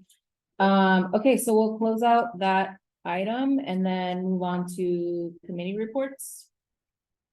And we'll start with community engagement. Well, we held a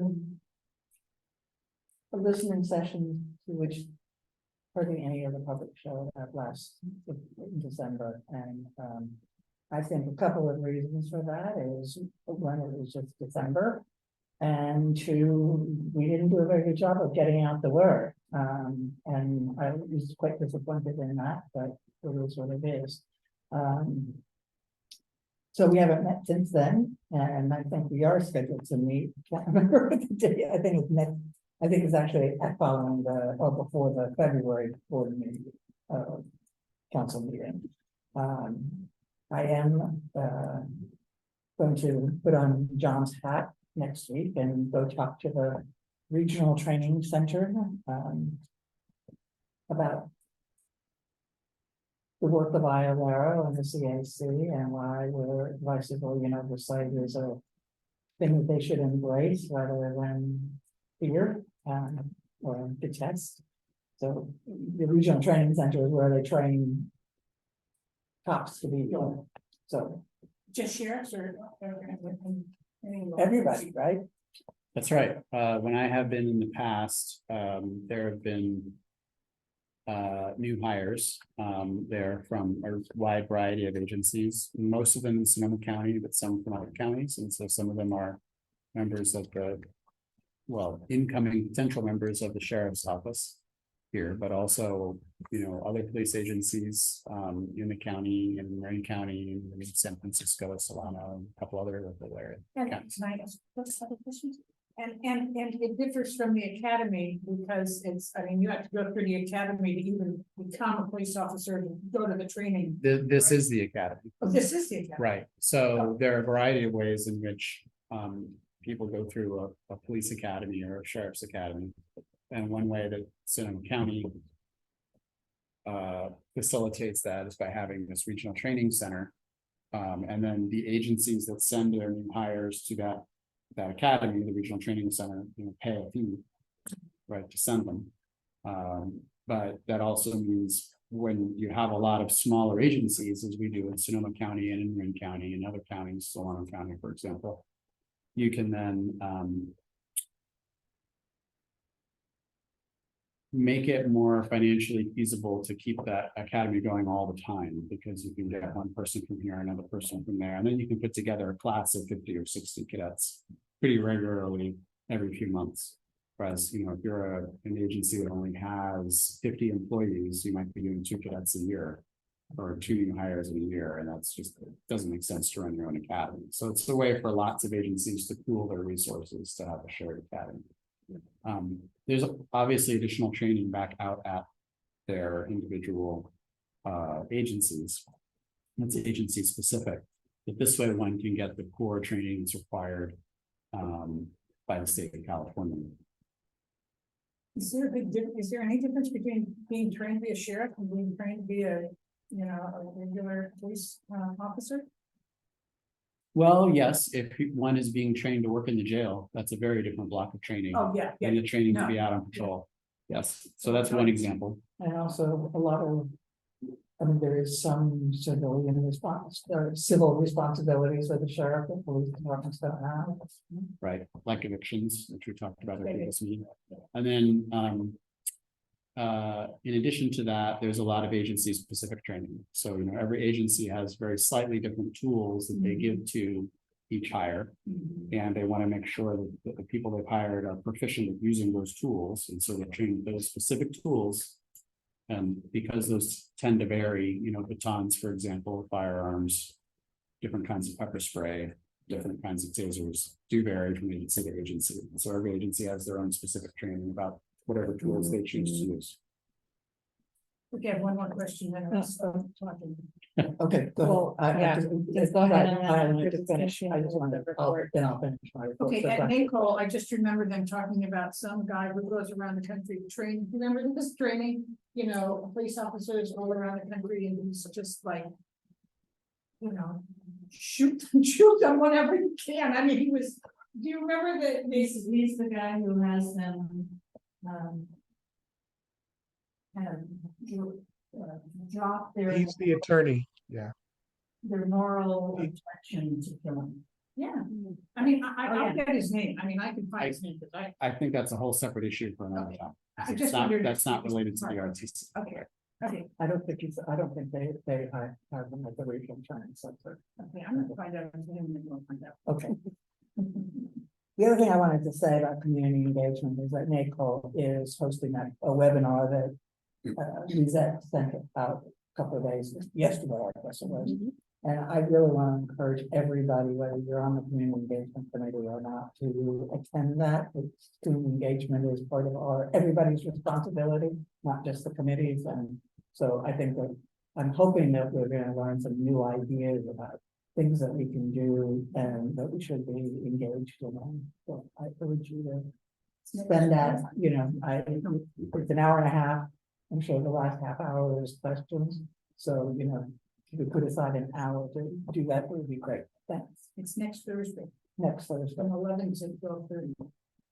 Refer to Yes, the January the 11th. email sent, yeah. I'll do that. Okay, Racial and Identity Profiling Act, we do not have a report to provide, we have not had a meeting. Recruitment and hiring practices. That's me. We sent a list, a very lengthy list of questions to the sheriff's department via Sean. They are gonna work on that. Actually, Sheriff Ingram would like to be part of our discussion with that, so we're going to figure out a time in February or March where we can meet with him.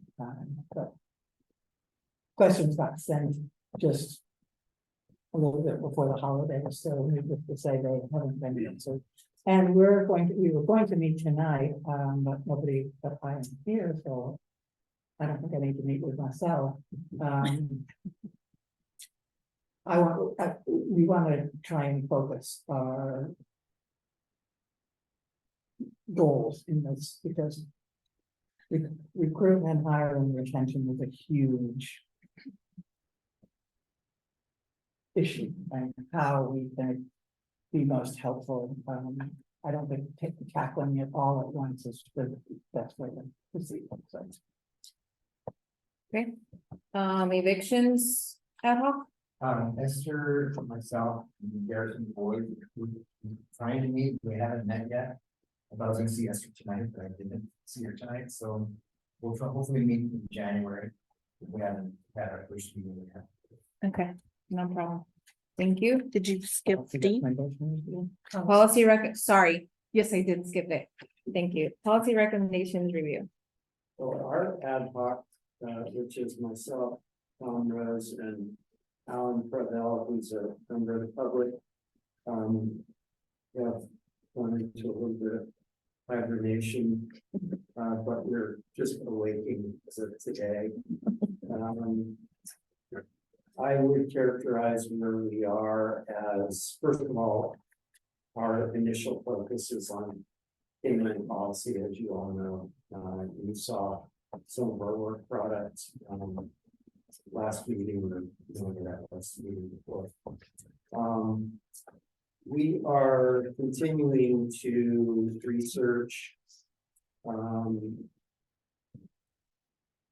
potential approaches for additional clarification and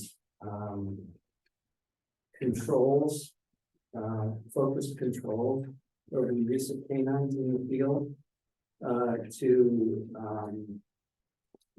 inform a discussion with the sheriff and the sheriff's personnel about what appear to be some changing practices in the field of the use of canines that may well lead to fewer unnecessary injuries. That's certainly a focus that we have, and I mean, we're looking at what other law enforcement agencies are doing, what police command staff organizations nationally are doing and saying about this kind of change, what citizen advocacy groups are saying about it. We're sort of trying to pull in and educate ourselves to prepare for a discussion, because we're talking about going in and talking to people who do this every day, who have very well-defined views of the way canines should and perhaps shouldn't be used in the field. We're trying to educate ourselves as fully as we can to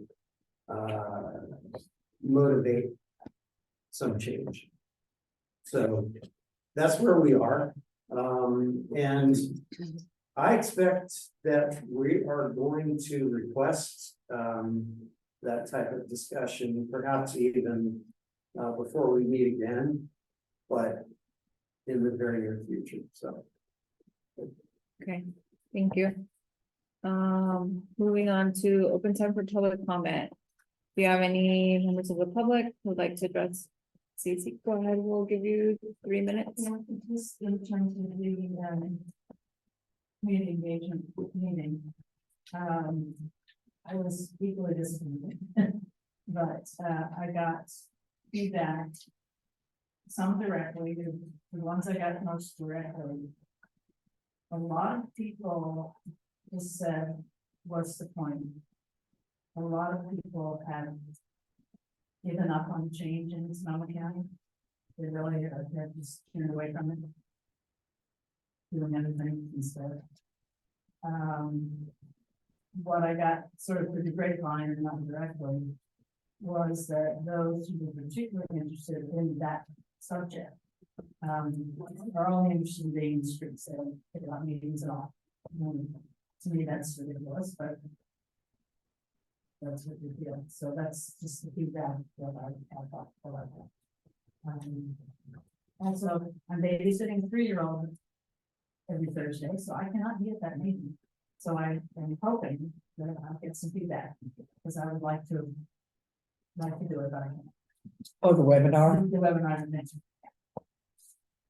great, thank you. Thank you. We don't have hand raised from attendees on Zoom, so we'll close out public comment and move on to requests for future agenda items. So we have on here presentation on penal code 832.7, which we did plan on doing this meeting, but we didn't have anyone who could give us that actual presentation in detail. Because we thought from the points that you brought up, Tom, that we should all, it would be good for all of us to have an understanding on the penal code, so we will have that at the February meeting. Could I have 2 minutes right now? Go ahead. I was hoping more from the community engagement to be here. Based on a lot of stuff that came up, I'm fairly clear no one knows about this law. If I can just get it heard, in cases like David Bush, I bet being murdered or being shot. The law does provide a lot of information has to be made public very quickly. And that, the investigative report, the photo, audio, video evidence, transcripts of all interviews, autopsy reports, everything else. There's supposed to be within 60 days, then there's a time that's going to be, because we don't want to ruin a trial, so we can't put it out. But it's supposed to be out there. But the Sonoma, or the sheriff's department, if you know to look under SB 1421, and then this law number 2207-29008, there are 13 separate reports that have been written about the date, right around the date of the accident, or the date of the incident, as well as the full body. And from that, you get a whole lot of information about what happened. Also, Santa Rosa, also under SB 1421, the number 220008672. There's 571 pages available. I think anyone who's confused about the size of the crime or how well the victim spoke English and perhaps an interpreter, no helicopters available, would have been totally impossible to get an interpreter out there. The idea that, well, the sheriff should have a consultant instead of a guy with a gun, again, impossible to do that. You've got a guy breaking into houses, doing all sorts of stuff. I think anyone who reads the 571 pages might get a totally different view than what we heard at that meeting. There were two deputies. One thought if you're at a murder, then both people should be held. Some thought the second deputy felt accountable. Right, so we understand what that penal code kind of requires for publication and all of that, but separate from the case. Because of your first request on what we should be asking for publication, we thought it would be a good idea for all of us to get educated on the penal code. So it wasn't dismissing anything that you had requested. We just thought it would also be important for all of us to learn the specifics of the penal code and then how we can apply that penal code to any future cases, which we know are likely to occur for any law enforcement agency. So that was, we'd like to educate ourselves on all of the topics. And we thought that would be important. Who are we requesting to make such a presentation? County council was calling. Yeah, and she was unavailable for this meeting. So since we think it's gonna require like an actual presentation, we thought she could present in February. Exceedingly nuanced, Yeah, that code section. yeah, exactly. Yeah, I just looked up the penal code right now, and it's pretty in depth, really long. So when county council does this presentation, are they gonna provide us with the language and PowerPoint, or they're just gonna do an oral report, or what do you envision for the next meeting? Well, I would envision an actual PowerPoint presentation, when I think of things like this, I would want them to kind of explain everything in depth. So not just like read the penal code. I mean, all of us can do that and look it up online. So I feel like they should educate us and the public on the details behind that and not just give us the lingo that we could all read and not, could be understood differently. So I think that's what we're expecting. There's more to that section we could cover in a CAC meeting. Yeah. I mean, you could spend a whole day talking about it, and there's abundant case law and everything, right, yeah. That's what. It's very complicated. So my understanding of the request was to specifically talk about what items from an incident like a shooting or in custody that can be made public. And if that's the topic, that would be a pretty discrete thing we could talk about for say 30 minutes and probably reasonably cover. Is that the topic that's desired?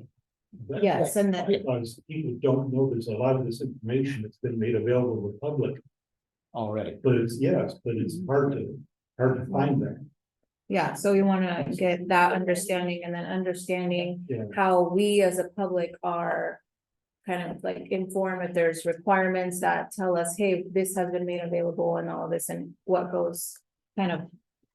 What's required through that, you know, so. Yeah, and just, there's a lot more to it than shootings as well. It's a Yeah. whole vast panoply of different types of incidents and different types of injuries that trigger the disclosure obligations Yeah, and conduct. We've also said where, because Iolero's contract was negotiated different. There are some things that are supposed to be in public, and Iolero's agreed to one. There's a lot of stuff in there. Well, that's entirely independent of what the code section No. says. Not that I know of.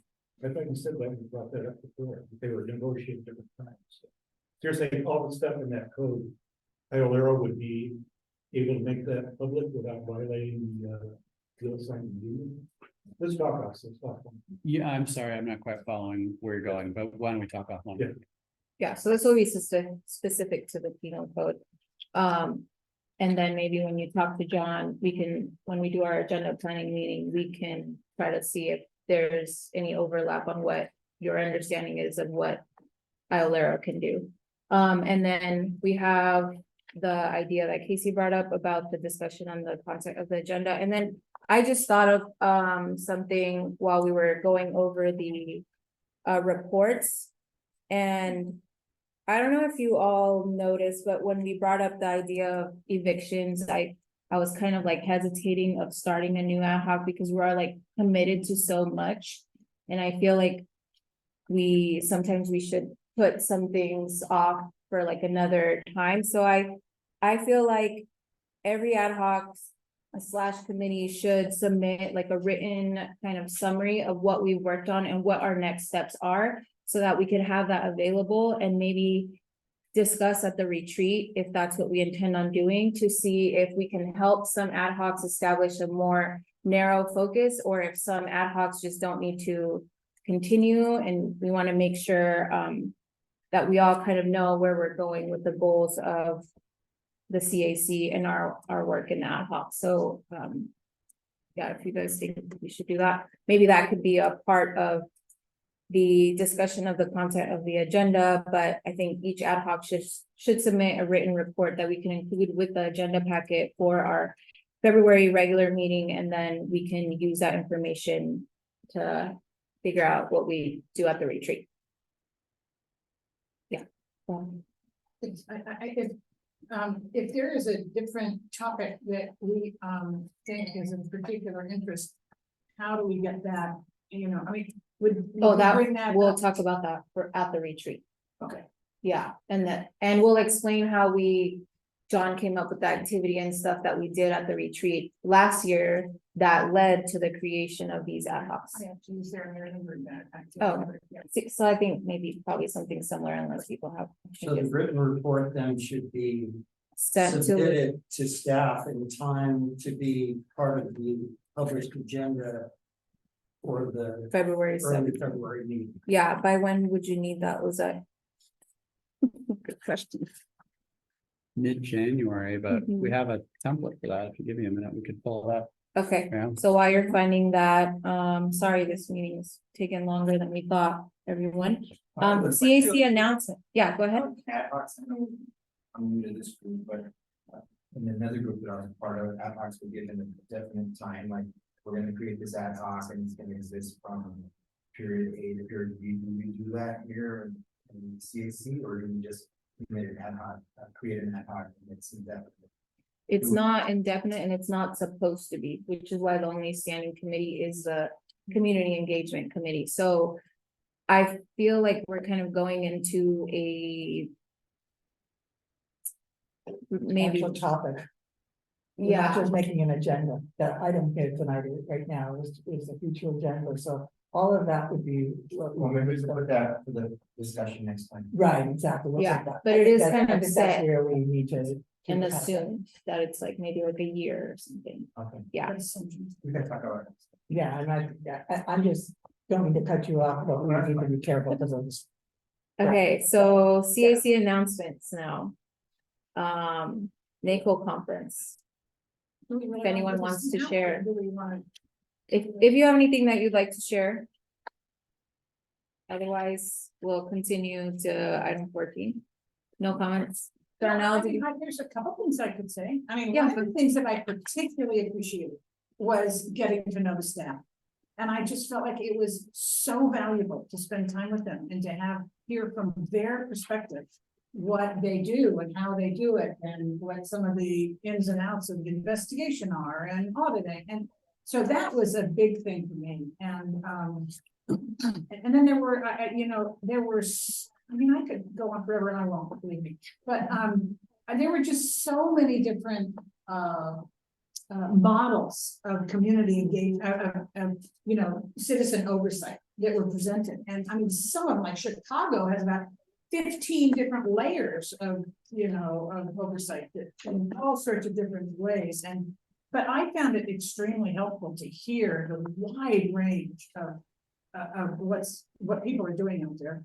And then one thing that I was really struck by is a police chief spoke who had been, I think, the police chief in Ferguson. When what was his name? Yeah, was killed. And then he went to somewhere in North Carolina.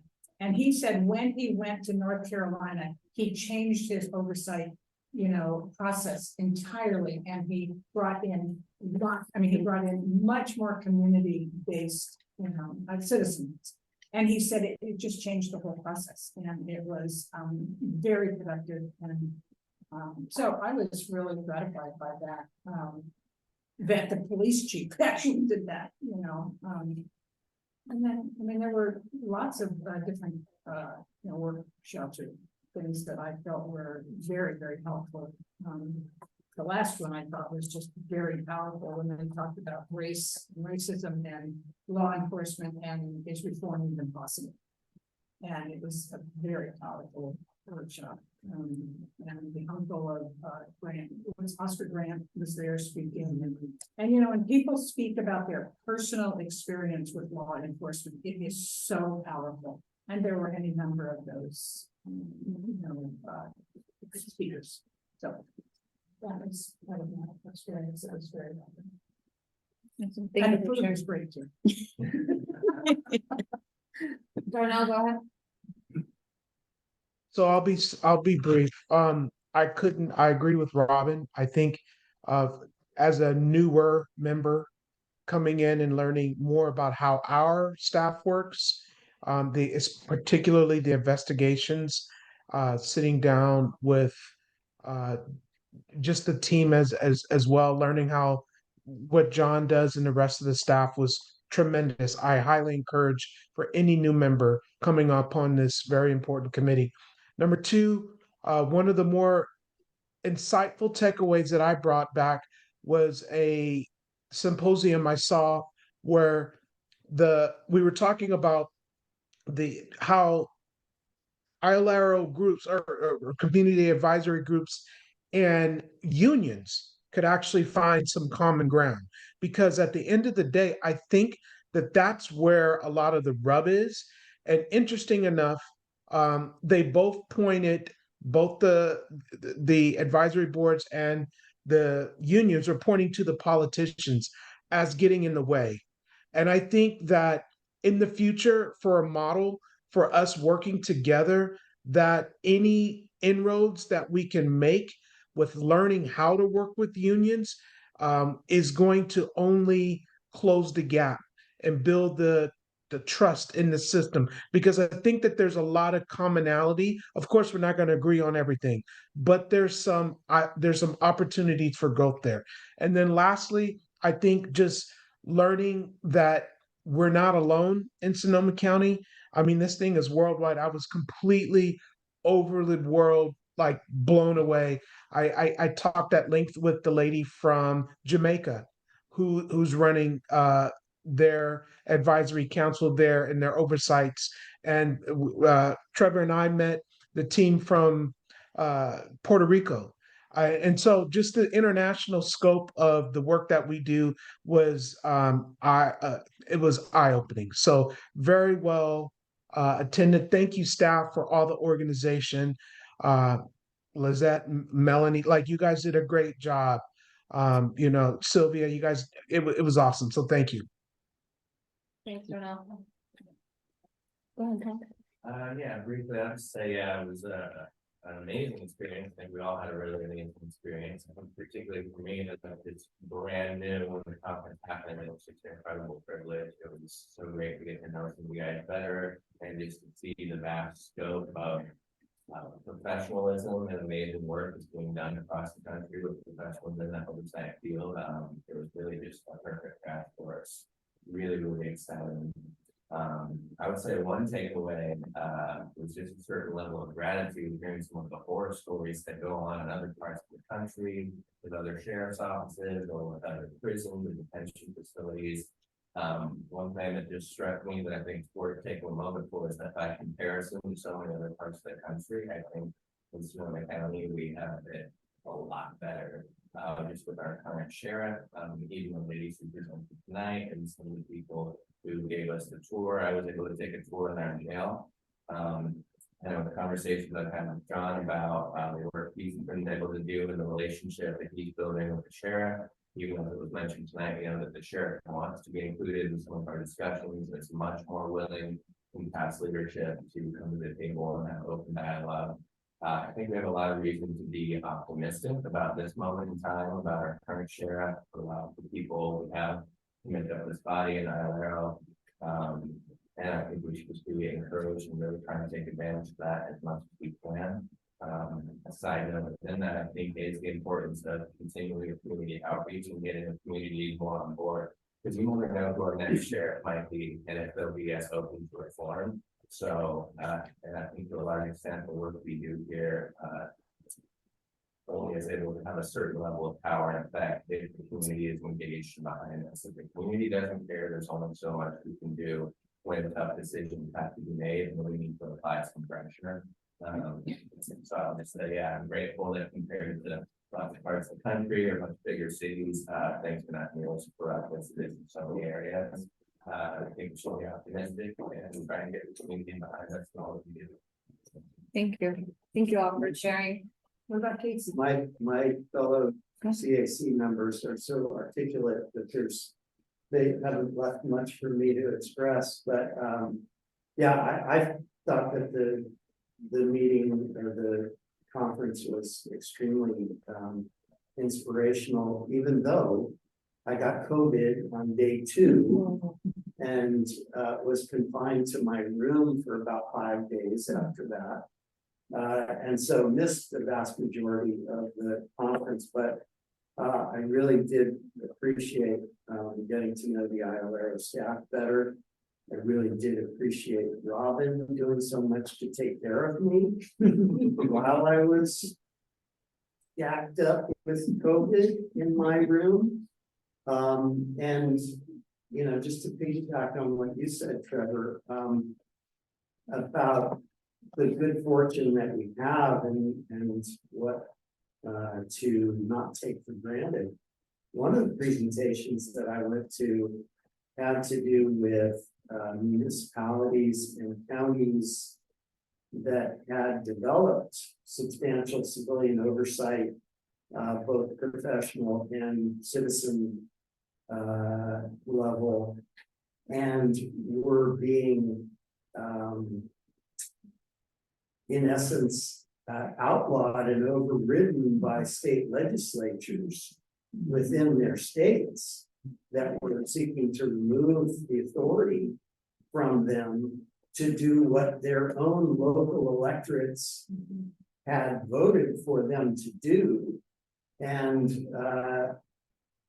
several, you know, really creative workarounds that these people were having to do in order to sustain the will of their electorate, that there be civilian oversight in Nashville, Tennessee, Memphis, Tennessee, other places that were part of the discussion. And so, you know, we don't have that impediment here.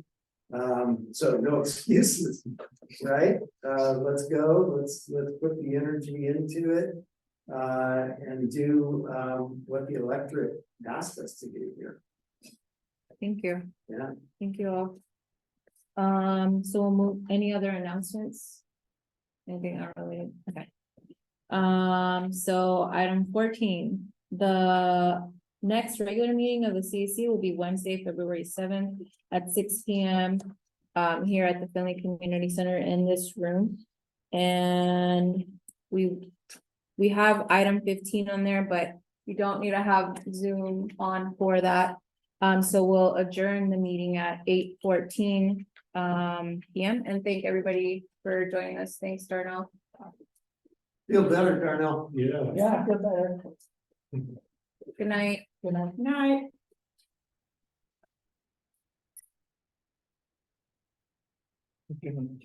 Yes.